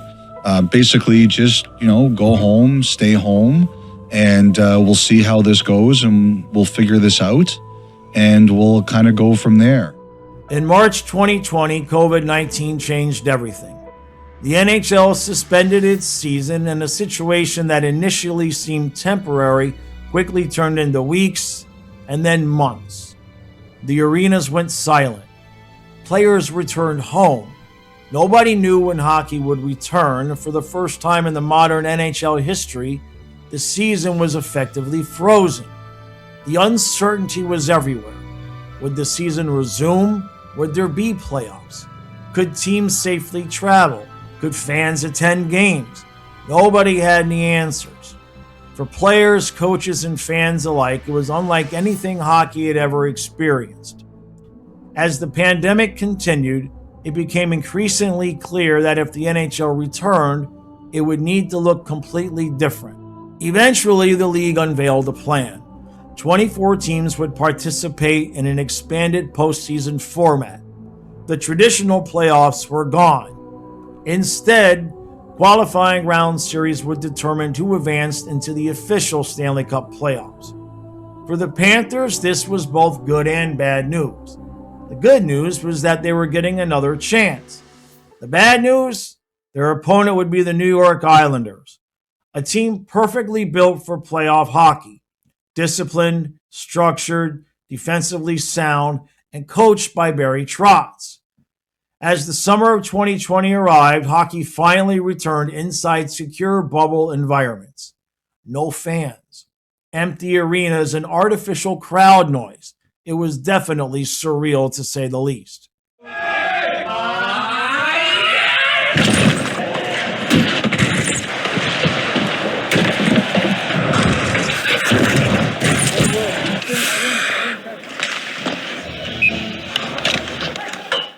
The Panthers entered this series hoping that Quenneville's playoff experience and their offensive talent would carry them through. Instead, they ran into a nightmare matchup. The Islanders completely dictated the style of play, Florida struggled to generate consistent offense, and defensive mistakes were magnified. The Islanders won the series in 4 games. And just like that, the Panthers were done again. Another season ended without a playoff round victory. Another year of high expectations had fallen short. The disappointment was significant. Ownership had invested heavily. They hired a legendary coach, signed a superstar goaltender, and added veteran depth. Yet the results still weren't there. Looking back, the 1920 season feels like the final ultimate turning point in Panthers history. It was the season that introduced Joel Quenneville and Sergei Bobrovsky to South Florida. The season that brought Eetu Luostarinen into the organization, and the season that was interrupted by a global pandemic. Perhaps most importantly, it was the season that convinced ownership that making simple, incremental changes would no longer be enough. The Panthers had talent, and they had stars, and they had resources, but they still weren't contenders. The next decisions would reshape the franchise completely, and those decisions would eventually lead to the most successful era in Florida Panthers history. Out in front, but Toronto scores! Frankie the Toronto! And that's 3 in a row. The Panthers have the lead with 3:10 left. The 2021 season marked the beginning of a new era for the Panthers. For more than a decade, Dale Tallon had been the architect of the franchise. He drafted Alexander Barkov, Jonathan Huberdeau, Aaron Ekblad, Vincent Trocheck, and others. He helped bring Roberto Luongo back to Florida and laid the foundation for what would eventually become a championship-caliber organization. But after another disappointing playoff exit in 2020 against the Islanders, ownership decided it was time for a new voice. Dale Tallon's tenure as general manager came to an end, and in September of 2020, the Panthers hired Bill Zito. Yeah, for me, it's a dream come true for me. This day is something that I've worked for my whole life. I'm thrilled, I'm humbled, excited, ready to get to work. Now, at the time, many fans didn't know much about him. He wasn't a former superstar player. He wasn't one of hockey's most recognizable executives. But inside NHL circles, Zito had developed a reputation as one of the league's sharpest talent evaluators during his time with Columbus. What nobody knew at the time was that this hiring would become one of the most important decisions in franchise history. Because from the moment he arrived, Bill Zito immediately began reshaping the roster. And unlike previous Panther front offices, he wasn't afraid to make bold moves. The first major trade came just days after he was hired. Mike Matheson and Colton Sceviour were sent to Pittsburgh in exchange for veteran forward Patrick Hornqvist. At first, many analysts criticized the deal. Hornqvist was older and his contract carried some risk. Matheson was younger, but Zito wasn't looking for younger. He was looking for culture.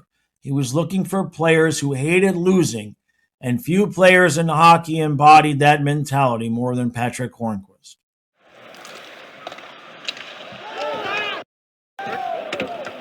Boy, see what happens if we shoot! Almost overnight, the Panthers became harder to play against. Then came another under-the-radar move, when Florida signed Carter Verhaeghe away from Tampa Bay. At the time, Verhaeghe looked like a simple depth addition, a player with potential that might become useful. What nobody realized was that Zito had just acquired one of the future cornerstones of the franchise.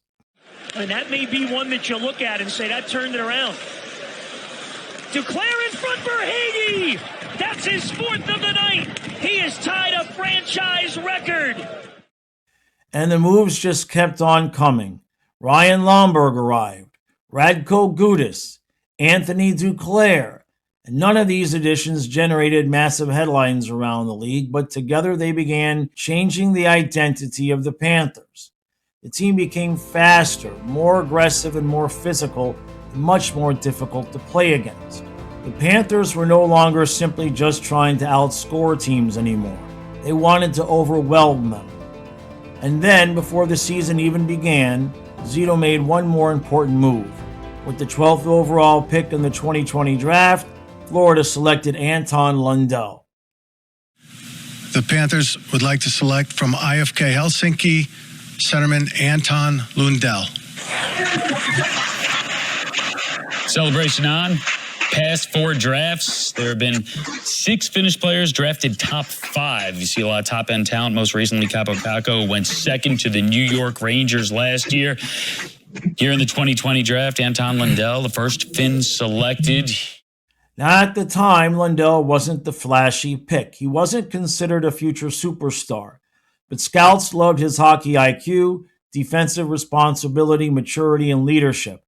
In many ways, he was the perfect Bill Zito player, reliable, intelligent, and versatile.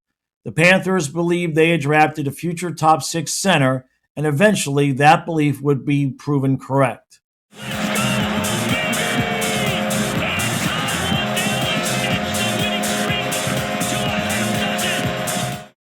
And then came the season itself, and nothing about it was normal. Because of COVID-19, the NHL completely reorganized its divisions. Traditional conferences temporarily disappeared, and the season was shortened from 82 to just 56 games. Teams played only within their division, and travel was limited. The schedule was mightily compressed. Entire weeks could be disrupted by COVID outbreaks. The Panthers suddenly found themselves in a newly formed Central Division along Tampa Bay, Carolina, Nashville, Chicago, Dallas, Columbus, and Detroit. Many analysts expected Tampa Bay and Carolina to dominate. Few predicted Florida would emerge as one of the league's best teams. But that's exactly what happened. The biggest reason? Alexander Barkov. By 2021, Barkov had fully evolved into one of the NHL's elite centers. He controlled games offensively and he shut down opponents defensively. He won faceoffs, killed penalties, and scored clutch goals. And he did it all while making the game look effortless. If there were still people around hockey who underestimated him, this season began changing that perception. Cleared ahead, Barkov after it. Barkov is in. Barkov to the forehand, and he scores! Sasha Barkov! In addition, Jonathan Huberdeau continued to produce at an elite level. Mackenzie Weegar emerged as one of the NHL's most underrated defensemen. And Aaron Ekblad was arguably having his best season before disaster struck. In March, Ekblad suffered a devastating leg injury that ended his season. For a brief moment, it felt like the Panthers' season might unravel, but instead they responded.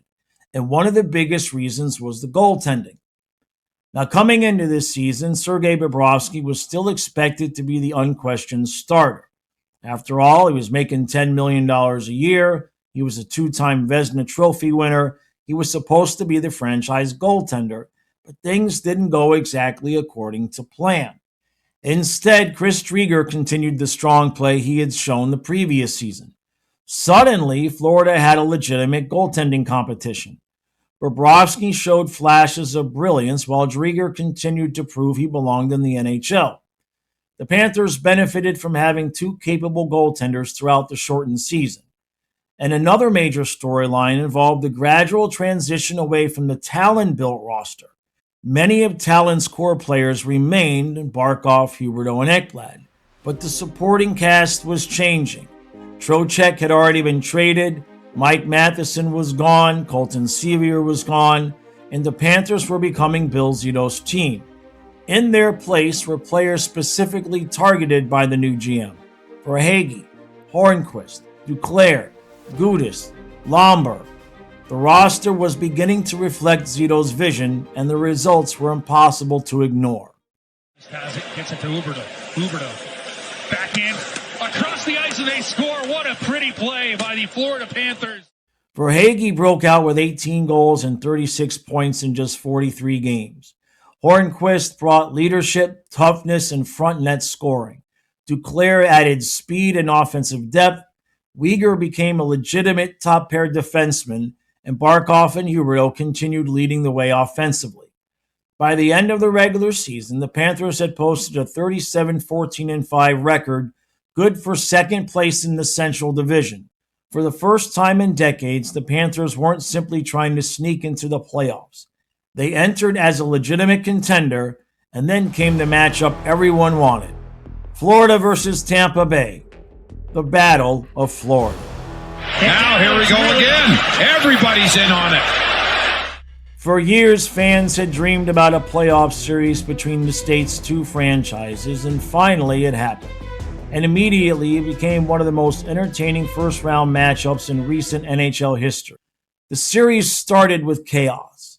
Game 1 was a track meet. The teams combined for 9 goals in a 5-4 Tampa victory. Florida showed that they could skate with the defending Stanley Cup champions, but defensive mistakes and inconsistent goaltending proved costly. Fires, blocks, and McDonough looking to spring the break. It's Braden Points! Scores!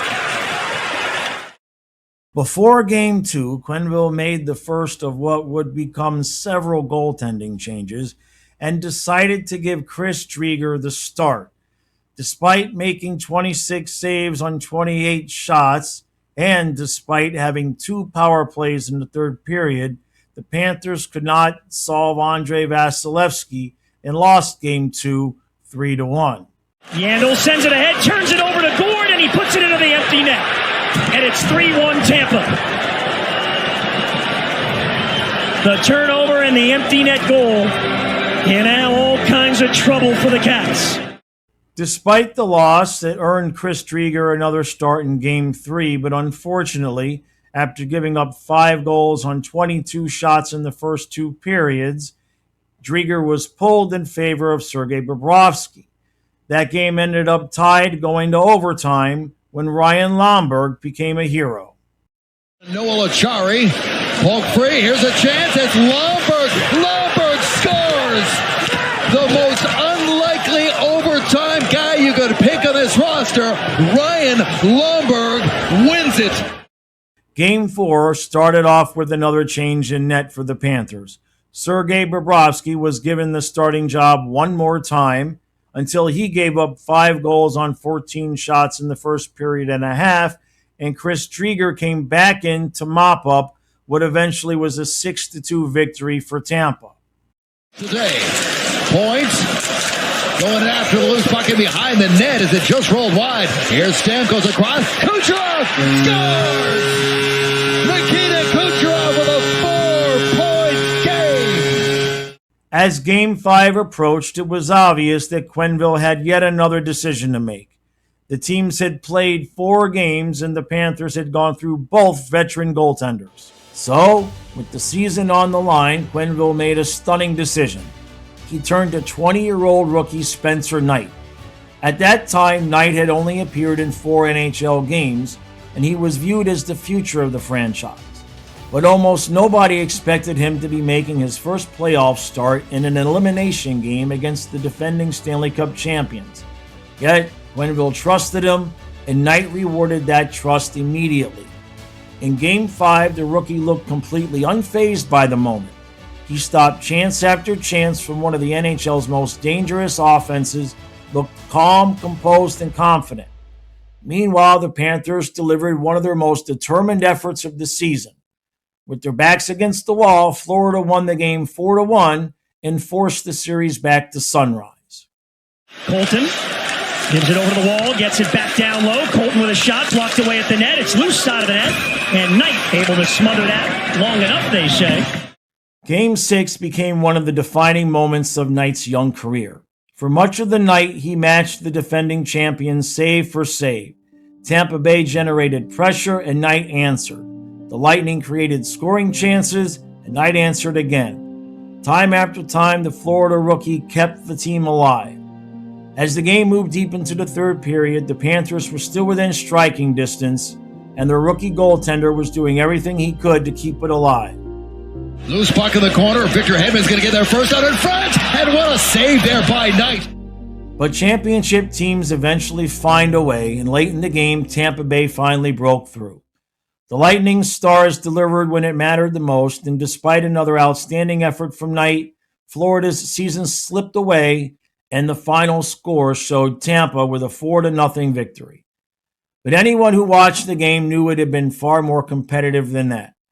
Knight had kept the Florida team alive deep into the contest before Tampa's experience and talent finally took over. The Lightning won the series in 6 games, and for Panther fans, the immediate feeling was disappointment. Another playoff appearance and another first-round exit. But there was something also different about this loss. Unlike previous years when the Panthers had looked overmatched, that was no longer the case. They had gone toe-to-toe with the defending Stanley Cup champions, and perhaps most importantly, they had discovered something unexpected, a future star in net. Spencer Knight's emergence became one of the biggest stories of the series. What started as a desperate move by Quenneville had suddenly given the organization another cornerstone piece to build around. Looking back now, the 2021 season feels like the moment the modern Panthers were born. Bill Zito's fingerprints were everywhere. The roster was changing, the culture was changing, and the expectations were definitely changing. The Panthers didn't win the Stanley Cup that year, and they didn't even win a playoff series. But they found something even more important, a final identity. And that identity would soon transform them from a good hockey team into one of the NHL's elite franchises. Again, win the battle. Shot here, never got to the net. Lead pass, Duclair trying to get a step on a breakaway. Knocks it out of the air. Duclair, oh my goodness! Is that beautiful from the Duke? The 21-22 season was one of the most important years in Panthers history. It was a season filled with franchise records, historic accomplishments, and enormous expectations. It was also a season that exposed the final hurdle standing between the Panthers and Stanley Cup contention. Looking back, it feels like the year the modern Panthers truly arrived, but it was also the year they learned a very painful lesson about playoff hockey, and it all started with Bill Zito. Now, when Zito took over in 2020, the Panthers already had a talented core, but Zito wasn't interested in simply maintaining what had been built. He wanted to create something different, something harder to play against, something built for playoff hockey. The process had already begun during the previous season. In April of 21, Zito acquired Sam Bennett from the Calgary Flames. At the time, Bennett was viewed as a talented but frustrating player. The former 4th overall pick had never quite become the player Calgary hoped he would be. And almost immediately upon arriving in Florida, everything changed. Here come the Panthers, 3-on-2. Sam Bennett takes a shot, he scores! And that's a hat trick! Sam Bennett buries 3! Bennett played with speed, physicality, and emotion. He brought an edge the Panthers had been missing for years. The chemistry, especially with Huberdeau, was instant. War is about to end, and Clutterbuck and Cizikas both crashed into each other and went down. Here come the Panthers, 3-on-2. Sam Bennett takes the shot, he scores! And that's a hat trick! Sam Bennett buries 3! What looked like a simple change of scenery trade quickly became one of the best acquisitions in franchise history. Just days later, Zito made another move. He acquired defenseman Brandon Montour from the Buffalo Sabres. Now, this trade didn't generate massive headlines at the time. Montour was viewed as a talented defenseman who had struggled on a bad Buffalo team, but Zito saw something more.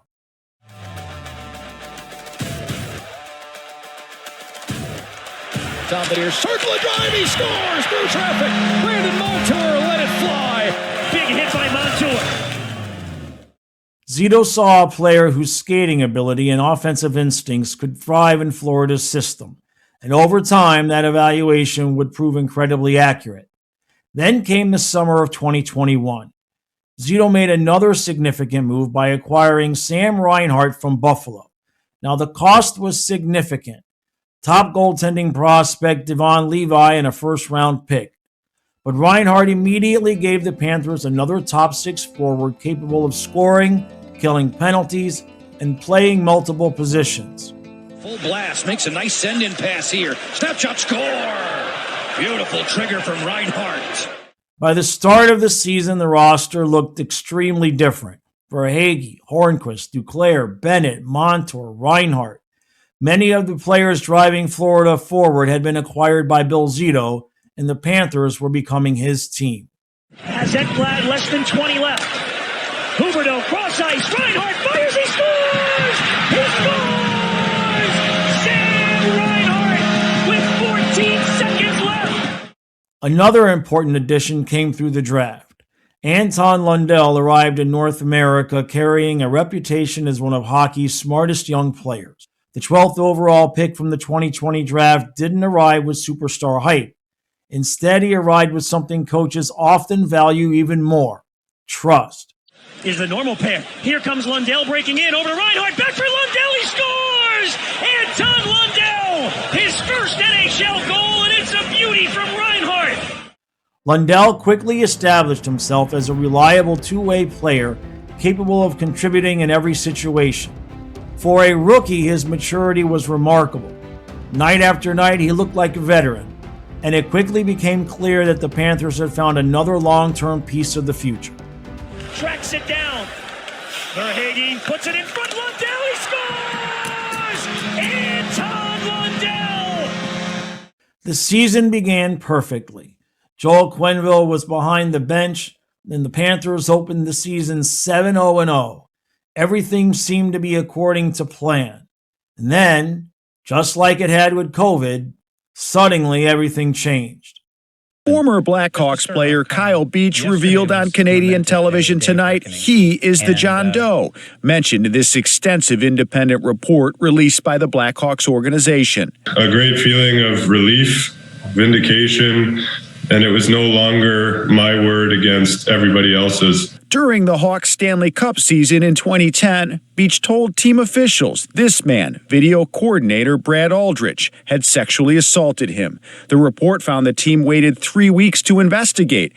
In late October, the findings from the Blackhawks investigation became public. Quenneville met with NHL Commissioner Gary Bettman and shortly afterward resigned as head coach of the Panthers. The timing couldn't have been more shocking. Florida was undefeated and they looked like a Stanley Cup contender. And now they were losing one of the most accomplished coaches in NHL history. Assistant coach Andrew Brunette was promoted to interim head coach. For many teams, that kind of disruption could destroy a season. Instead, the Panthers kept winning. Now Brunette inherited a talented roster and made a critical decision. He didn't try to reinvent the team, he leaned into what made them dangerous: speed, offense, creativity, and depth. The result was one of the most explosive teams the NHL had seen in years. Sam Reinhart immediately justified the trade. Sam Bennett continued playing the best hockey of his career. Anthony Duclair exploded for 31 goals. And Carter Verhaeghe continued to prove that Tampa had let a special player slip away. Along with Anton Lundell looking like a Calder Trophy candidate for much of the season until injury hit, and Brandon Montour began developing into a far more important defenseman than many fans initially expected. The Panthers weren't simply winning, they were overwhelming opponents. One of the defining characteristics of the season became their ability to erase deficits. No lead felt safe. You down 2 goals, Florida could score 3 in 10 minutes. Down 3 goals, the Panthers still believed they could win. Night after night, they staged dramatic comebacks, and the confidence throughout the lineup was impossible to miss.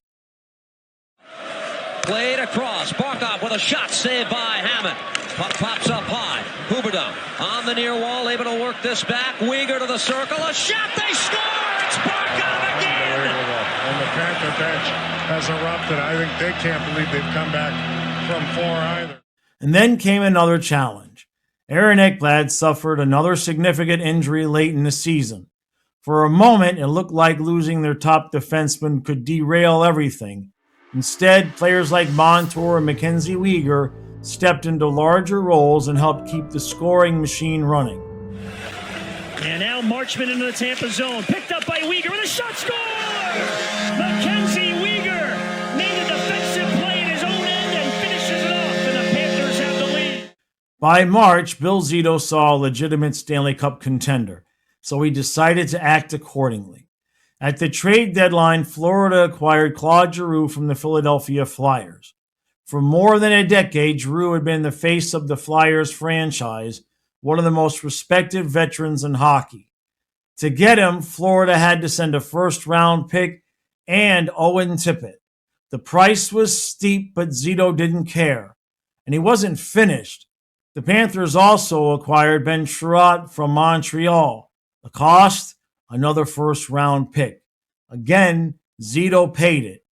He believed Florida had a chance to win the Stanley Cup, and he was willing to sacrifice future assets to maximize that opportunity. By the end of the deadline, the message was unmistakable. The Panthers were all in.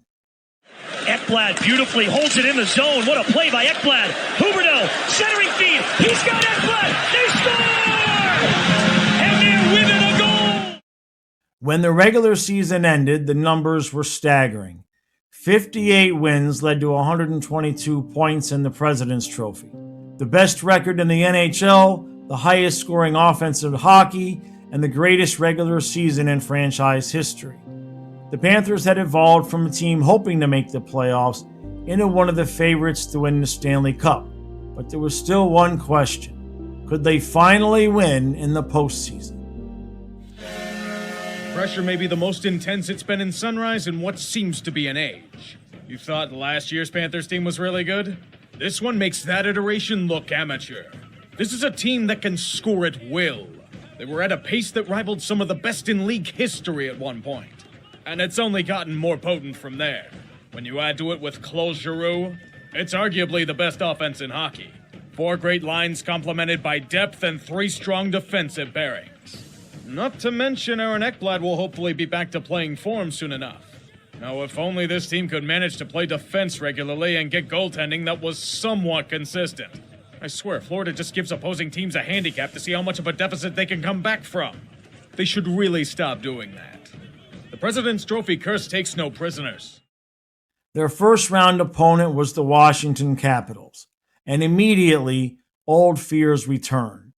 The Capitals stole Game 1 in Sunrise, and suddenly the ghost of past playoff failures came rushing back. The Panthers hadn't won a playoff series since 1996. They had lost to the Devils in 2012, the Islanders in 2016, and Tampa in 2021, and now they were trailing the Capitals. For a moment, it felt like history might be repeating itself. But the Panthers responded when they dominated Game 2 and even the series. Then came one of the biggest moments of the season, Game 4. The series was tied and went to overtime, and that's when Carter Verhaeghe became Carter Verhaeghe. Here come the Panthers. Kick save made by Cantona. Verhaeghe scores! Carter Verhaeghe wins Game 4 in overtime for the Florida Panthers. His overtime winner tied the series and completely shifted momentum. From that point forward, Florida looked different, more confident, composed, and much more determined.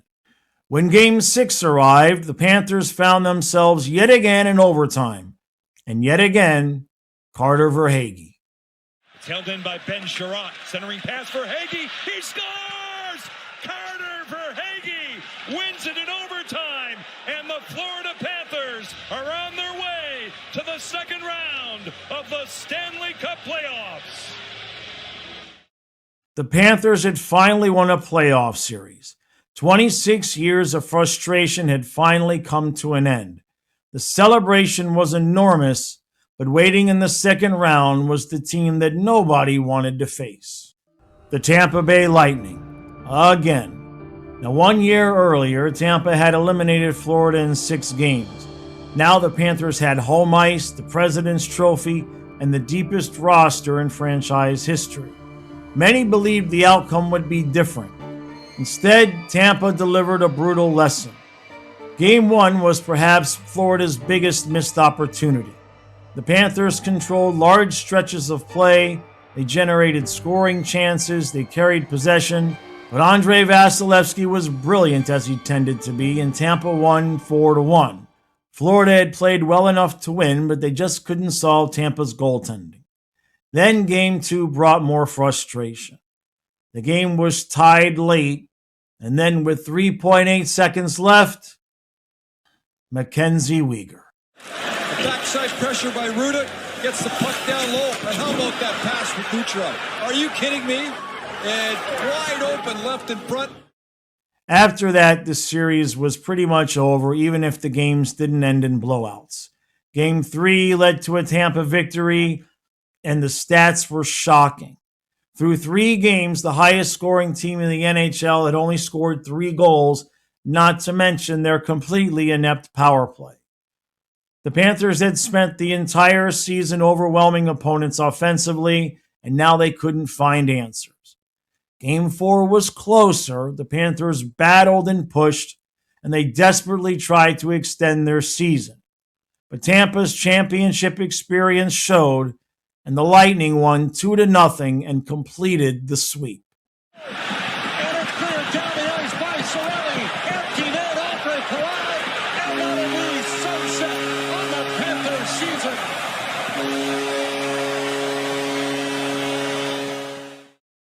The ending was brutal. The President's Trophy winners had been swept. The best regular season team in franchise history was suddenly heading home. But in hindsight, this series changed everything. Bill Zito watched carefully. He saw what playoff hockey looked like. He saw the importance of physicality, the value of players who thrived in tight checking games, and the importance of making life miserable for opponents when the ice disappeared in May. The Panthers had built an incredible regular season team, but Tampa showed them exactly what was missing. Looking back, the 21-22 season feels like both an ending and a beginning. It was the peak of one version of the Panthers, the President's Trophy team, the offensive powerhouse, the team that finally won a playoff series. But it was also the season that convinced Bill Zito that more changes were necessary.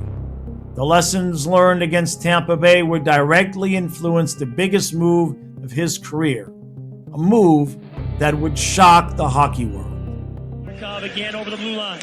Centering feed, Montour's got for Hagee. Slap shot, score! Carter for Hagee, second of the game! So by this time, there were 2 very different opinions when it came to the Panthers.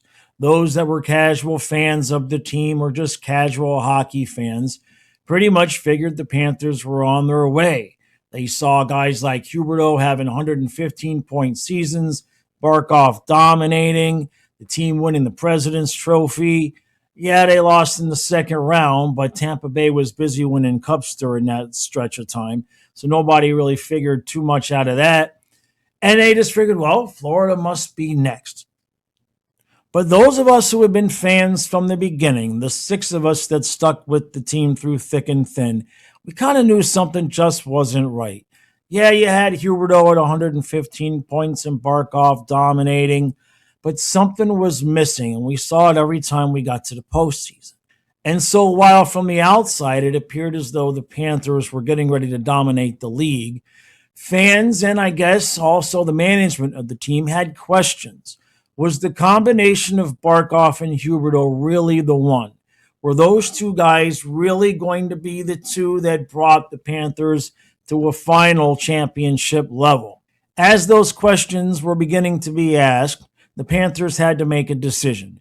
Would they continue with head coach Andrew Brunette, or would they move on to try to find a more experienced coach, much like Joel Quenneville that they had already lost?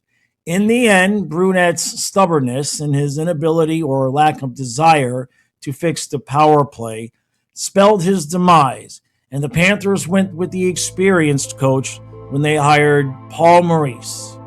Players and people in the organization that I know very, very well. And it's, I don't know, maybe the first 15, 20 minutes, you feel it. You feel that fit here. By the time the Panthers had hired Maurice, he had been a coach in the league for so long that his coaching career started before the Panthers' initial trip to the Stanley Cup Finals in 1996. And again, opinions were somewhat split. While most people felt like Maurice was the right man for the job, there were still a few whispers about whether or not the players themselves were the right ones for the job. At home, this team was 34-7-0. Yeah. You guys are going to take the under. You're out of your minds. You're out of your minds. And here's the thing. I agree with you. I think they've taken a step back. I'm not convinced about Paul Maurice as a coach.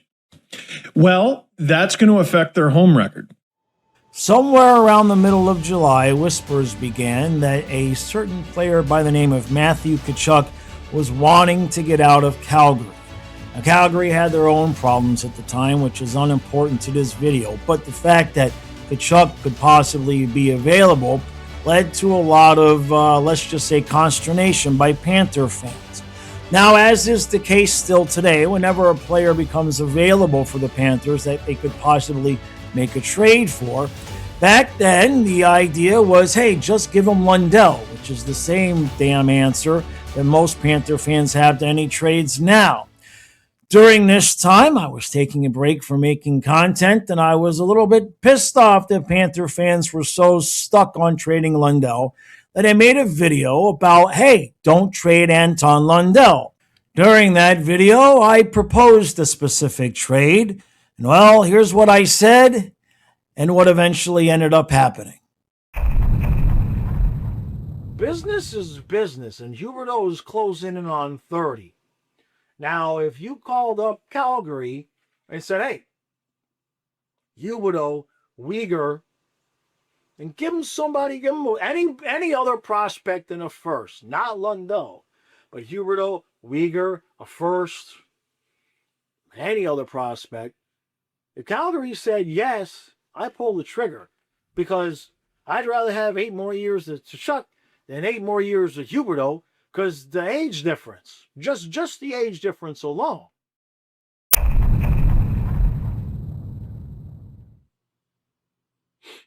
So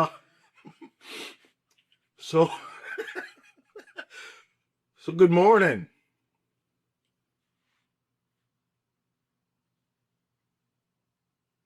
A couple of days ago, I made a video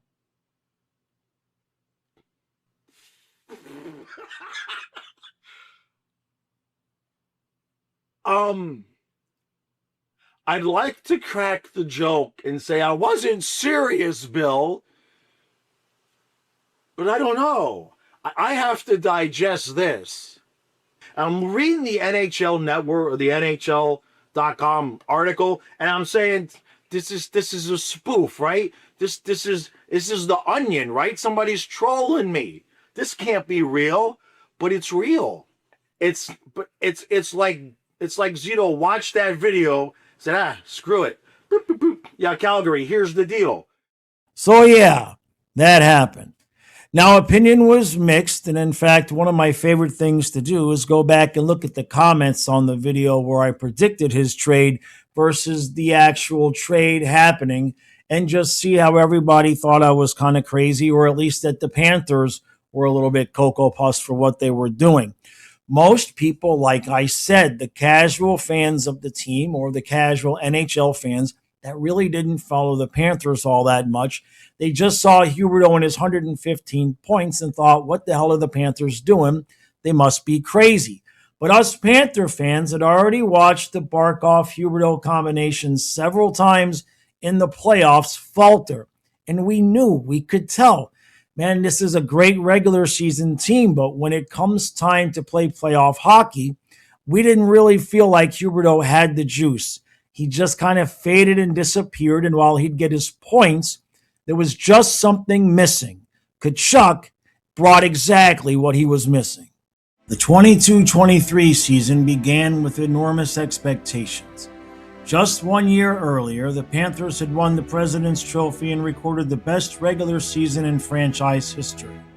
But despite all that success, General Manager Bill Zito believed his team still wasn't built to win in the playoffs.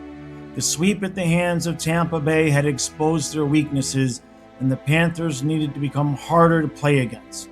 More physical, more aggressive, and much more comfortable in the ugly, grinding style of hockey that often decides championships. Those changes were already in place when the season began. Matthew Tkachuk had arrived, Paul Maurice was behind the bench. Now the question was simple. Would it work? And at first, the answer appeared to be no.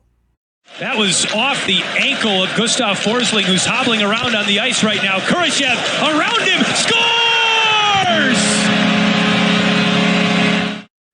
The Panthers never did find the consistency that they had enjoyed the previous season. There were flashes of brilliance as Tkachuk immediately established himself as one of the league's premier power forwards. But the team struggled to put everything together. The offense wasn't nearly as explosive as the years before, and defensively they were adjusting to Maurice's system. Injuries also became a recurring issue, and every time the Panthers seemed ready to build momentum, they stumbled. For months, they hovered around the playoff bubble. The President's Trophy winners had suddenly become a team fighting just to qualify for the postseason. Reinhart across the line. Reinhart with speed. Drop pass Barkov. Right between the circles. Bouncing shot. Score! Welcome back!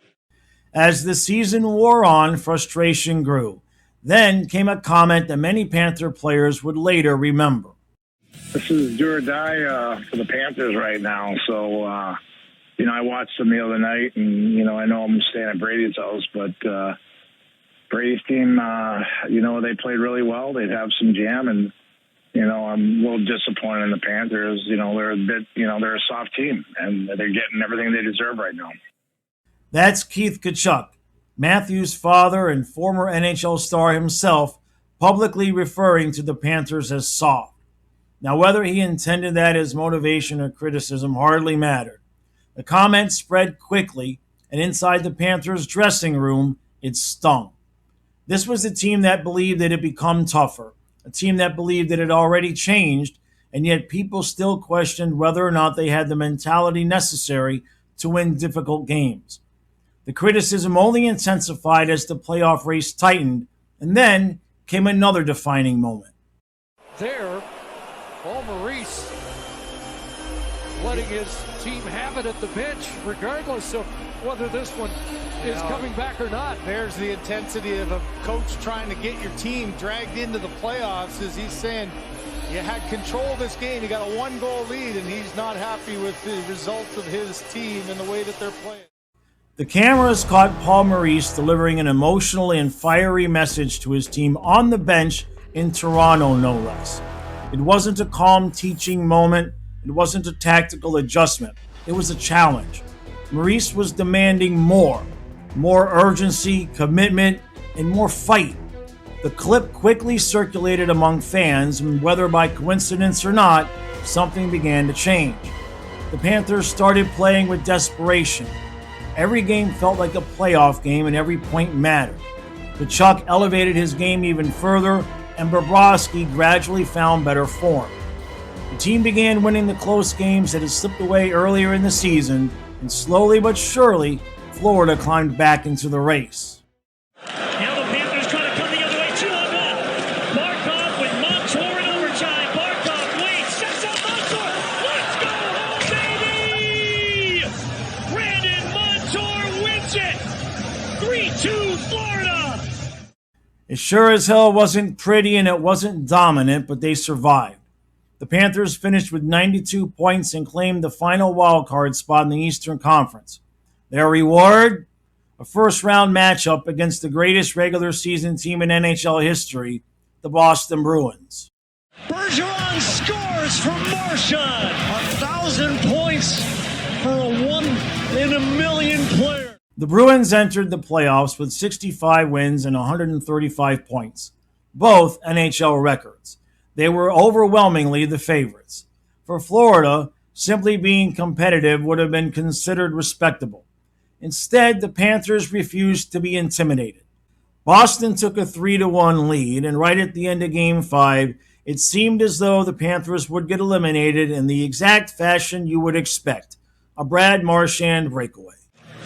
He does, but it's tipped ahead. Here's Marchand. A couple seconds left. Brad Marchand stopped by Bobrovsky, and the siren stops the game. Holy cow! Brad Marchand almost beat the buzzer. The Panthers now had a chance to do something nobody expected, which was continue this series.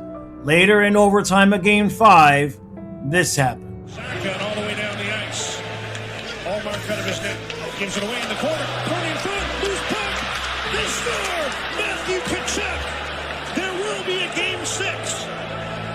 And so the team had life. After an absolutely wild Game 6, Game 7 in Boston yet again found itself in overtime. And yet again, Carter Verhaeghe. Bennett gets it. Here's Verhaeghe shooting. He scores! Carter Verhaeghe! 8:35 into overtime. The Panthers have done it. They've stunned the Boston Bruins. The Panthers had eliminated the greatest regular season team ever assembled. It was one of the largest upsets in NHL history, and it instantly changed how everyone viewed Florida. Except for those fans in Toronto who, for some reason, wanted Florida.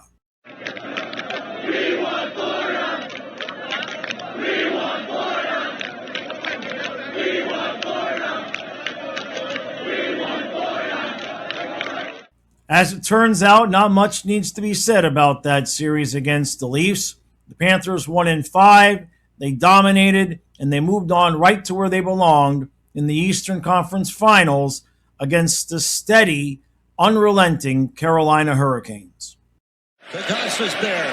Across, Kotkaniemi, Whaling shoots, scores!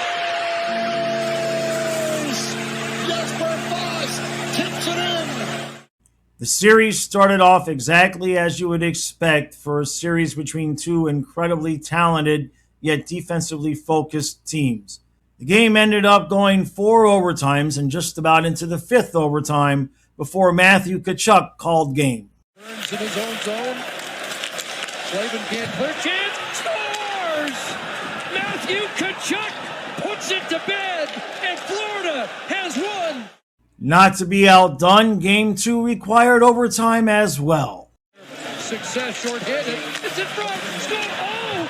Scores! It is over. And it is Matthew Tkachuk, and he said, let's go home. Game 3? Yep, you guessed it. Another 1-goal game. And then Game 4 looked certainly headed to overtime until once again Matthew Tkachuk gave us yet another dramatic finish. Shot, and that hit iron, I think. Looked like it had. Now Tkachuk out in front. Score! 4.3 to go. It's a series winner again. The Panthers had swept Carolina. Just don't tell that to Coach Rod Brind'Amour. You know, that's the unfortunate part of this is he's going to look back and everyone's going to say you got swept. And that's not what happened. I watched the game. But the margin between the two teams was razor thin. Florida had simply found ways to win in every critical moment. Tkachuk became a superstar before the eyes of the hockey world, and Bobrovsky was playing the best hockey of his career. And for the first time in 27 years, the Florida Panthers were going to the Stanley Cup final. Tkachuk in first shot. He scored! Panthers are going to the Stanley Cup. Can you believe it? The Rats are feasting in Miami. Standing in their way were the Vegas Golden Knights. Problem is, at this point, the Panthers were running on fumes. Between the physicality of how they had to play towards the end of the season, the Boston series, and the craziness of the Carolina series, the Panthers had a ton of injuries that really nobody knew about, and some that they did. Vegas won this series 4-1, even though it might have been a little bit closer than that, at least at the beginning of the series. After the series ended, Paul Maurice held a press conference that became legendary among Panther fans. One by one, he began revealing the injuries his players had been battling throughout the playoffs. Broken bones, separated shoulders, fractures, tears, ligament damage. The list seemed endless. Matthew Tkachuk had suffered a fractured sternum. Aaron Ekblad had been playing through multiple injuries. Brandon Montour was dealing with a torn labrum. Sam Bennett had been badly compromised. The deeper Maurice went into the list, the more astonishing the playoff run became. Fans suddenly understood just how battered the roster had been. The Panthers hadn't lost because they lacked heart. If anything, they had too much of it, and they simply ran out of healthy bodies. As the season came to an end, of course, there was disappointment. Any team that reaches the Stanley Cup final wants to finish the job. But there was something else, a belief. The Panthers had entered the playoffs as the final wildcard team, and they had barely qualified. And then they eliminated Boston, Toronto, swept the Canes, and reached the Stanley Cup final. More importantly, they had finally discovered their identity.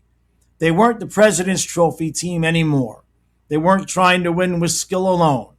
They had become exactly what Bill Zito and Paul Maurice wanted. A tough, relentless team that's impossible to play against. The Stanley Cup would have to wait, but the foundation had been built. And the rest of the NHL was about to find out that Florida's run was not a fluke. It was only the beginning. Is remaining. 3-on-2 Florida. Panthers never quit. Looking for more. They score! Rodriguez! The 23-24 season began with something the Panthers had rarely experienced before: expectations. For years, the Panthers had been the underdog, the little team that could, the overlooked team. Many faces had come and gone, but in the end, the franchise was left still trying to prove it belonged among the NHL's elite. But after reaching the Stanley Cup final in 2023, that had changed. Now everyone knew who the Panthers were. The question wasn't whether or not they could compete. The question was now, could they do it again? And more importantly, could they finish what they had started? Fireworks, Ryan Lomberg, Keegan Colasar, and Lomberg gets a hold of him with a right hand and he drops him to the ice. The Panthers entered the season knowing they would be without key players for significant stretches. Aaron Ekblad was still recovering from injuries, and Brandon Montour would miss the first months of the season after shoulder surgery. The roster wasn't fully healthy, but unlike previous seasons, the Panthers weren't built around a handful of stars. They were built around the identity that Paul Maurice's system had given them. Forecheck relentlessly, pressure the puck, wear opponents down physically, and trust that eventually they would break. Off his stick, Barkov trying to settle it down in front, and they score! Matthew Tkachuk continued to be the emotional heartbeat of the team, even as he was still somewhat recovering from his broken sternum the previous year. Barkov remained one of the best two-way players in hockey, and Sam Reinhart enjoyed his best season, exploding for 57 goals. Carter Verhaeghe continued to prove he was one of the NHL's most clutch players. Meanwhile, Sergei Bobrovsky showed that his remarkable playoff run the previous year had not been a fluke. Now, the Panthers weren't always flashy, and they weren't chasing the President's Trophy. They weren't trying to score 6 goals every night either. Instead, they played a mature, disciplined style that seemed specifically designed for playoff hockey. As the season progressed, it became clear Florida was no longer trying to become a contender. They already were one. To Verhaeghe, back for Barkov, in front, and they score. Reinhart again. He's always in the right place at the right time for Florida. The Panthers finished with 110 points and captured the Atlantic Division title. Not quite as dominant statistically as the President's Trophy team from 2 years earlier, but deeper and more experienced. And perhaps most importantly, tougher. The scars from the previous Stanley Cup final were still fresh, and this team believed it had unfinished business. You know, they've had the blueprint, they've won, they've had success. There's going to be no easy ice out there, and it's going to be a tough battle. And the excitement's definitely there in every playoff series, especially so with Tampa Bay. So remember those expectations I spoke about at the start of the season? Well, now is when they really come into play. Never before had the Panthers entered the postseason with the only acceptable result being a Stanley Cup championship. The days of winning around and considering it growth were over. The franchise had now made it to the Stanley Cup finals twice, and both times came up short. At this point, there was only one acceptable ending to the season: Alexander Barkov raising the Stanley Cup. Tarasenko gets it up to the Bruins line. Barkov follows up, goes to the net, scores! Stick on the side of him ain't gonna do it. He is such a strong, powerful guy, and that is a power move inside. The opening round delivered a familiar opponent, the Tampa Bay Lightning. For years, Tampa had been the measuring stick in the state of Florida that the Panthers considered baby brother. That team stood repeatedly in the Panthers' way. This time, however, things felt different. Florida controlled much of the series from the beginning, and the Panthers' depth overwhelmed the Lightning. The forecheck created constant pressure, and whenever the Lightning pushed back, Florida and Bobrovsky had answers. The Panthers eliminated Tampa in 5 games, and for the first time, it truly felt as though the balance of power in Florida had shifted. The Lightning dynasty wasn't entirely finished, but the Panthers had clearly become the state's top team. The fans to their feet. The final seconds will tick away. It's going to be a 6-1 win for the Panthers here in Game 5. Next came another familiar rival, the Boston Bruins. Now, 1 year earlier, Florida had stunned Boston in one of the greatest upsets in NHL history. This time, there would be no surprises. Both teams knew exactly what they were getting into. Now, this series was as Jekyll and Hyde as they come. Each of the first 3 games featured one team scoring at least 5 goals as Florida took a 2-1 series lead. Game 4 was the turning point, with the Panthers scoring 2 third-period goals to come from behind to take commanding 3-1 control of the series. Bruins line, Barkov follows up, goes to the net, scores! Alexander Barkov puts it home, and Florida's come back to take the lead. Game 5 was yet another goalie clinic with a scoreless third period and Boston staying alive with a 2-1 victory. By the time Game 6 rolled around, both teams had won on the road, and it seemed like everything would come down to who would allow a late goal at the wrong time to swing the series. And late in the third period, after killing off a penalty, that late goal came for Florida off the stick of the least likely player to score at that point in the game. Back hits Forsling up ice. Left for Lundell. Lundell with a wrister stopped by Swayman. Forsling, he scores! So Florida had established dominance in the state and gotten past another tough experienced opponent in the Bruins. But what lay next in front of them would be a huge challenge. The President's Trophy winning New York Rangers. A team loaded with talent. Panarin, Zibanejad, Kreider, Fox, and most importantly, Igor Shesterkin, and not to mention former Panther Vincent Trocheck. Many analysts viewed the Rangers as Florida's toughest remaining obstacle, and early in the series, it looked like they might be right. Now, Florida opened this series with a strong road victory in Game 1, but then something happened in Games 2 and Game 3 that had not been happening to Florida thus far. Up to this point in their playoff runs, Florida enjoyed going to overtime and not having any question about what the result was going to be. But in Games 2 and Game 3, disaster struck in both games. Now Game 4 was upon us, and it was obvious that if Florida wanted to get back to the Stanley Cup final, they absolutely had to have this one. Game 5 would be back on the road, and you just can't go back to New York down 3-1. But the Rangers held strong and tied the game early in the third period. Both goalies took over after that, leading the series to its 3rd straight overtime. Before the Game 2 and Game 3 losses, the Panthers would have felt great heading into overtime, but now that was not the case. The sense of nervousness as puck drop was palpable. However, an early power play gave Florida the advantage, and Sam Reinhart simply does not miss from the bumper spot. Back up high. 1 for 3 on the power play tonight. Down low. Score! Yeah! Yeah! Now the series was tied, and that felt kinda right considering 3 of the 4 games had gone to overtime. Game 5 was another nail-biter. After Sam Bennett scored the empty netter late in the third, the game appeared over. But New York scored late to pull within 1 again. But that was as close as they came, and Florida took a 3-2 series lead, heading back home for Game 6 and a chance to repeat as Eastern Conference champs.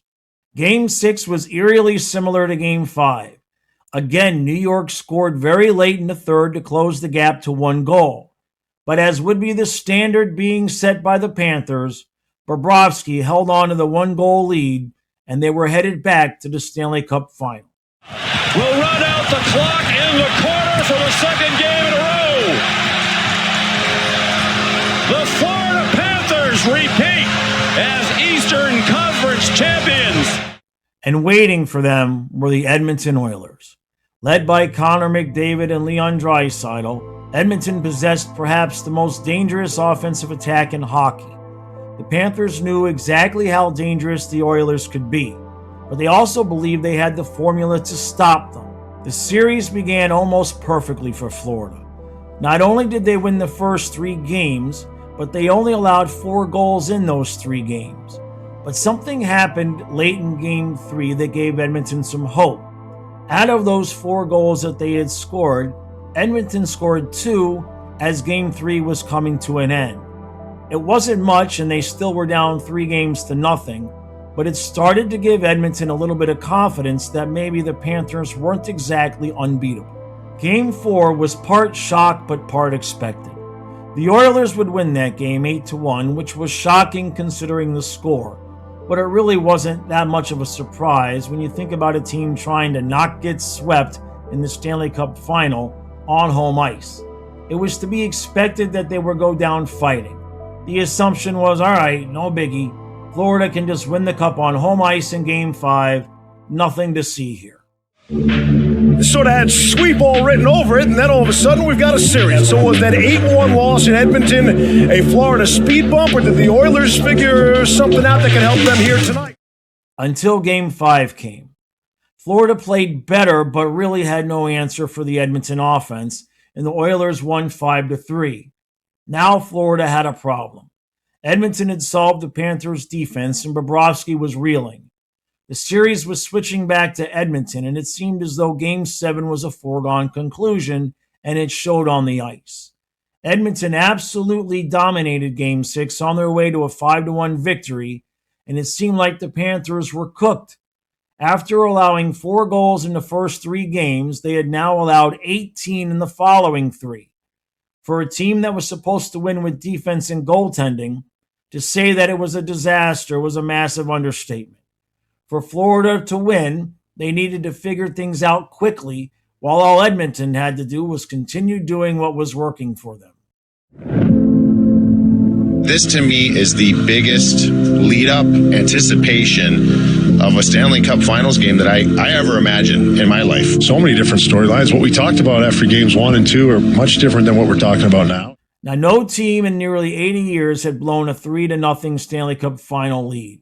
The word pressure did not do justice to the situation. The simple fact was that if the Panthers lost Game 7, the team would be infamous into eternity for the worst possible reason in the world of sports: a Stanley Cup championship reverse sweep. For both teams, history awaited and lives would be changed that night. Has it the trapezoid. Rodriguez near side. The power play's over. Shot tip. They score. Rodriguez got it on net. It was tipped out in front. It was obvious from the start of Game 7 that the Panthers of Games 1-3 were back and maybe even playing a little bit better. Edmonton, however, was able to match that intensity. As the teams headed to the second period, the game was tied at 1. Someone was going to be a hero or a GOAT. Who's going to score the Stanley Cup Finals winning goal? Who would make the mistake that allowed that goal? And who would be the unsung hero to start the playoff? Which goalie would make the miraculous save that finished things off? And who would be on the ice to throw their gloves and helmets once it was over? It was obvious that that's where things were headed. Down low, Tkachuk! Stopped and it wound up in the netting. Then late in the second period, the Panthers took the first step to answering those questions, and it was Sam Reinhart yet again. To save Bobrovsky, and then it's pushed away out of harm's way by Kulikov, and the Panthers break it out quickly. Here's Reinhart at the right wing side. Reinhart to the right circle. A shot, and he scores! Now the game headed to the third period. Florida had been comfortable with 1-goal leads all season and had become experts at closing games out like a snake wrapping tighter and tighter around its prey. Edmonton pushed beyond what their bodies would allow. The top players seemed to be on the ice the entire period. 1 goal. After having scored 18 goals in 3 games, all they needed was 1 goal from some of the best offensive players ever to play the game. 1 goal to extend their dance with history. But there was one man standing in their way as shot after shot was denied in that third period, and that man was Sergei Bobrovsky. Bouchard, down low, McDavid! Hyman! Free puck, Hyman! And they cannot score! As the clock ran down, Edmonton was simply and finally out of gas. And Florida had made history and avoided history at the same time. And they were finally, once and for all, Stanley Cup champions. Moves in, sets up for Hagee. There's the shot, score! Tkachuk, ka-ching! Tipped home and the Panthers have the lead. Now, winning one Stanley Cup is difficult enough. Winning a second one in a row, that's something entirely different. Yet that's the goal that the Panthers set out for themselves at the start of the 24-25 season. They could have rested on their laurels, having made it to 2 straight Stanley Cup finals with 1 championship, and nobody would have looked at them even cross-eyed once. History has shown that defending a championship can be even harder than winning the first one. Every opponent gives you their best effort. The season is longer. The expectations are higher. For the first time in franchise history, the Panthers entered the season not as the hunters. They were the hunted. This is a team that's good in the regular season.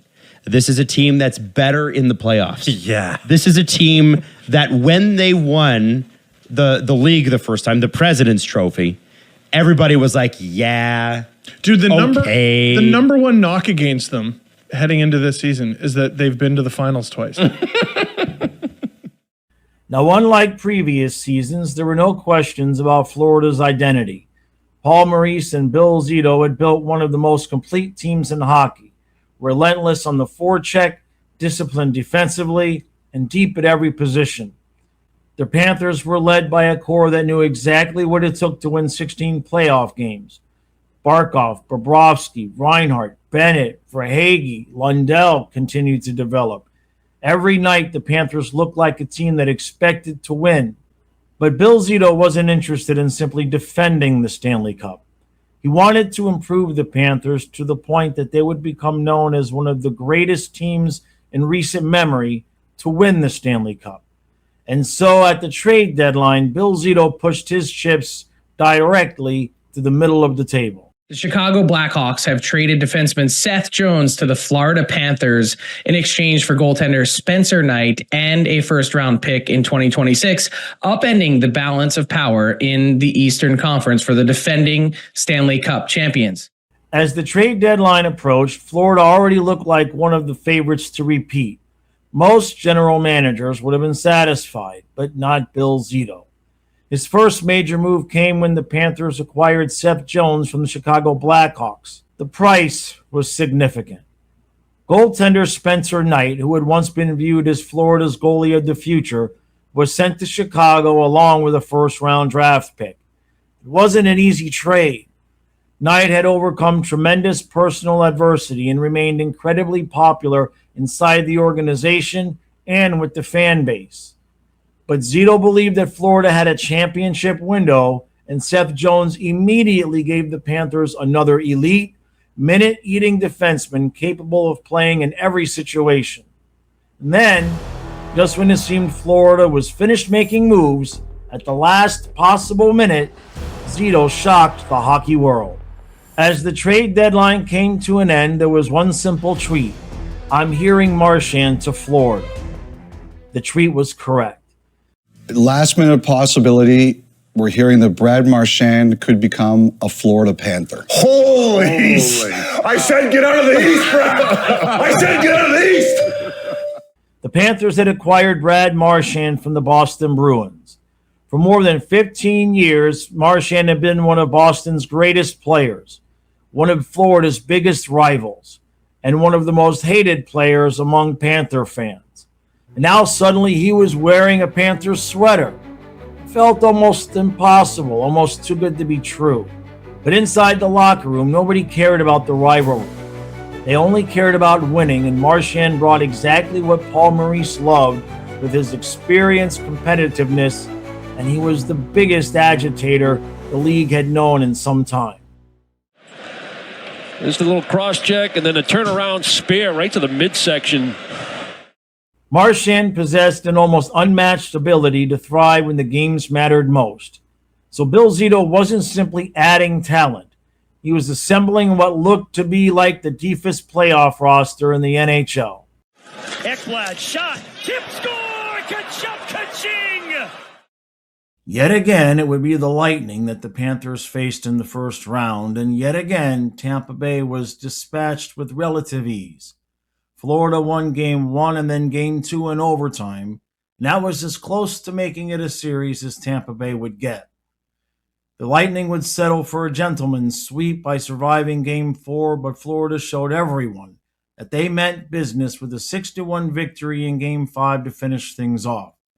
The series lacked much of the drama that previous matchups had given us, as Florida was clearly on a mission with a much bigger fish to fry.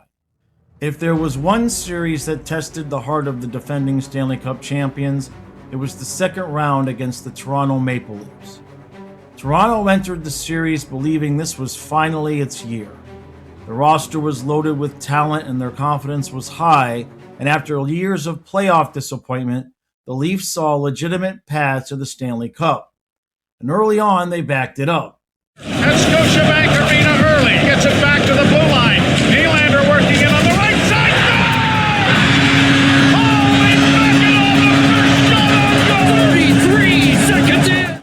Playing in front of a raucous home crowd, Toronto won both Games 1 and 2 by a single goal to grab a commanding 2-0 series lead. For the first time all postseason, the Panthers looked vulnerable, a little tired. They looked like a team running out of gas while trying to make their way to 3 straight Stanley Cup finals, something that had never been done by a team playing full 82-game seasons, as the Oilers and Islanders had only played 80 and Tampa Bay had the COVID-shortened years. Florida hadn't been outplayed by a wide margin, but they suddenly found themselves in a desperate position. Game 3 started off about as bad for Florida as it could.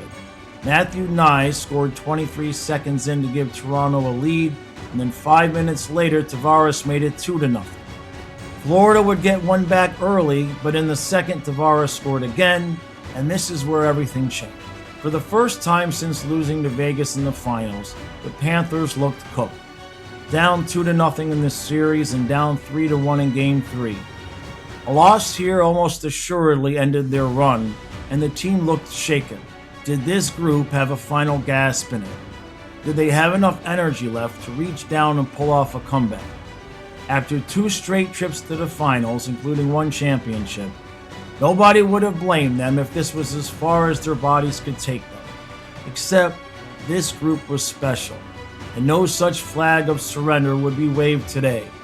A little over a minute after the Tavares dagger, the championship pedigree of the Panthers rose to the occasion. The Panthers scored 2 goals in a little bit over a minute, and then later in the second period, an unlikely hero gave them the lead. Florida hit the third period with a 4-3 lead after being down 3-1. Now, holding 1-goal leads had become almost automatic for this team, but not today. Morgan Riley scored midway through the third, and we are going to overtime. Everything hung in the balance, for both teams really. The Leafs had not been to a conference finals in over 20 years, and Florida's desire to become a dynasty was on the line. 2 years after claiming "We want Florida," Toronto had the defending Stanley Cup champions on the ropes, but one man stood in their way, and for Toronto, it was a very familiar face. Up top, Marchand, his shot.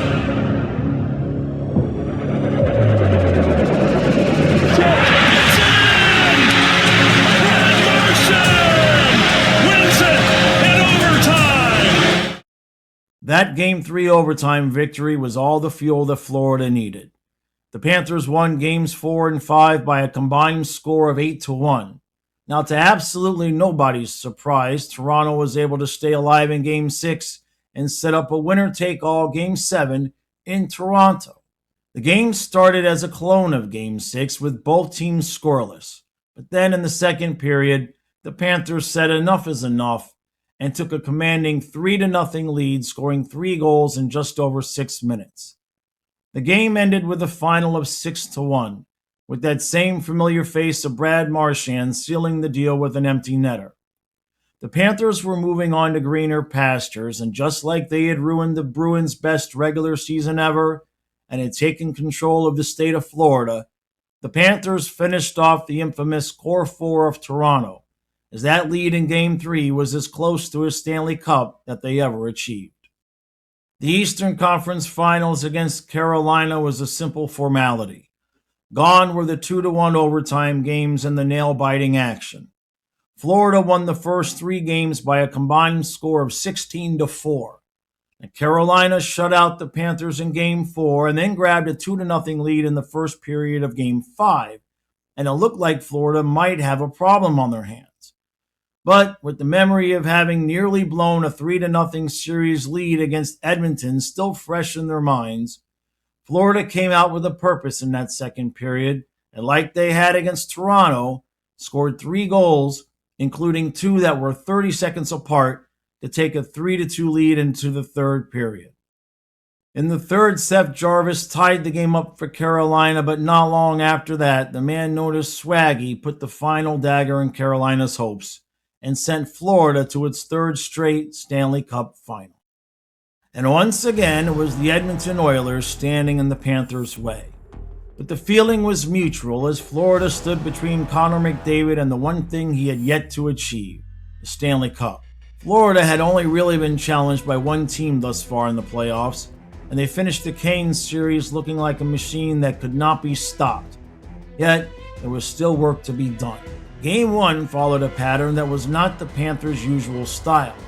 The Cats got off to a 3-1 lead early in the second period, and instead of closing things out for the remainder of the game, the ghosts of Games 4, 5, and 6 came back into play as Edmonton came from behind to win when Leon Draisaitl scored with 30 seconds left in the first overtime period. Force under pressure, turns and gives it up. Beautiful pass. This made Game 2 a major pivot point. Unlike the previous matchup, this time Edmonton had home ice.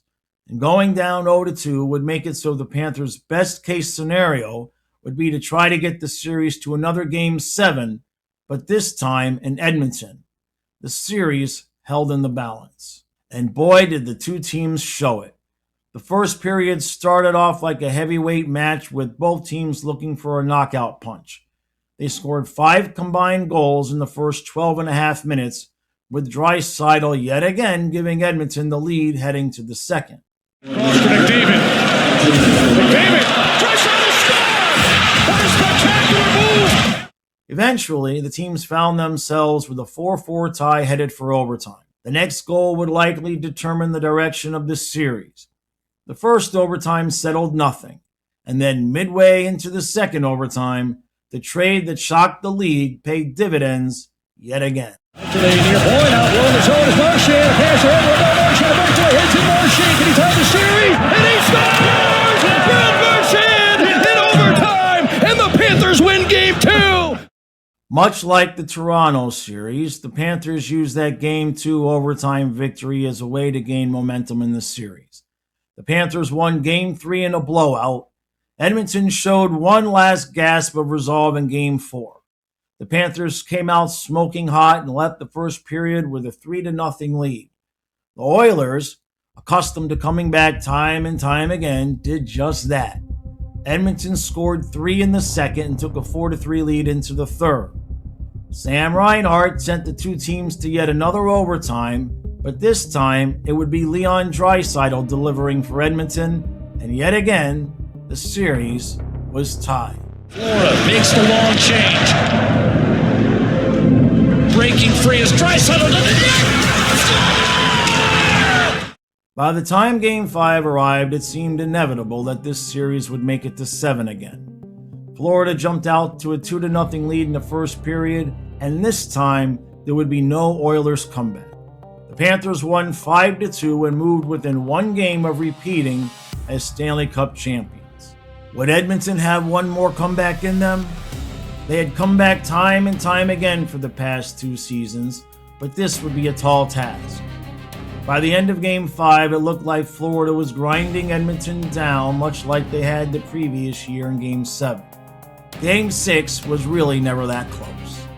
The Panthers scored early and late in the first period to take another 2-0 lead, a lead that they would only widen as the game went on. When Sam Reinhart sealed the deal with an empty netter, that was his 4th goal of the evening. The Panthers had not only won again, but they left no doubt that the team that Bill Zito had assembled and Paul Maurice had coached was one of the best Stanley Cup championship teams in recent memory. The banners and flags all read back-to-back. 3 straight trips to the finals, a feat that no NHL team has previously achieved while playing full seasons during the salary cap era. The Panthers won the series going away, showing that they possessed both the resolve and ability to continue to fight as long as it would take. The names that have come and gone are numerous, too many to mention, but in one way or another, they were all a piece in the puzzle that got the team where it is now. And while there are no guarantees of ever winning again, the pieces that remain in place are still just as capable and powerful as ever. But whatever comes next, none of them will ever forget the lengthy and arduous journey that made the Florida Panthers Stanley Cup champions.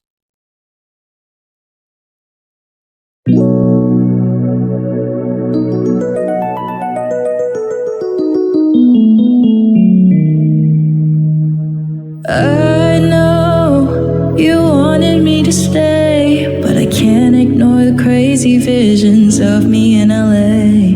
And I heard that there's a special place where boys and girls can all be queens every single day. I'm having wicked dreams of leaving Tennessee. Here's Santa Monica, I swear it's calling me. Won't make my mama proud, it's gonna cause a scene. She sees her baby girl, I know she's gonna scream. God, what have you done? You're a pink pony girl, and your dad's at the club. Oh mama, I'm just having fun on the stage in my heels. It's where I belong, down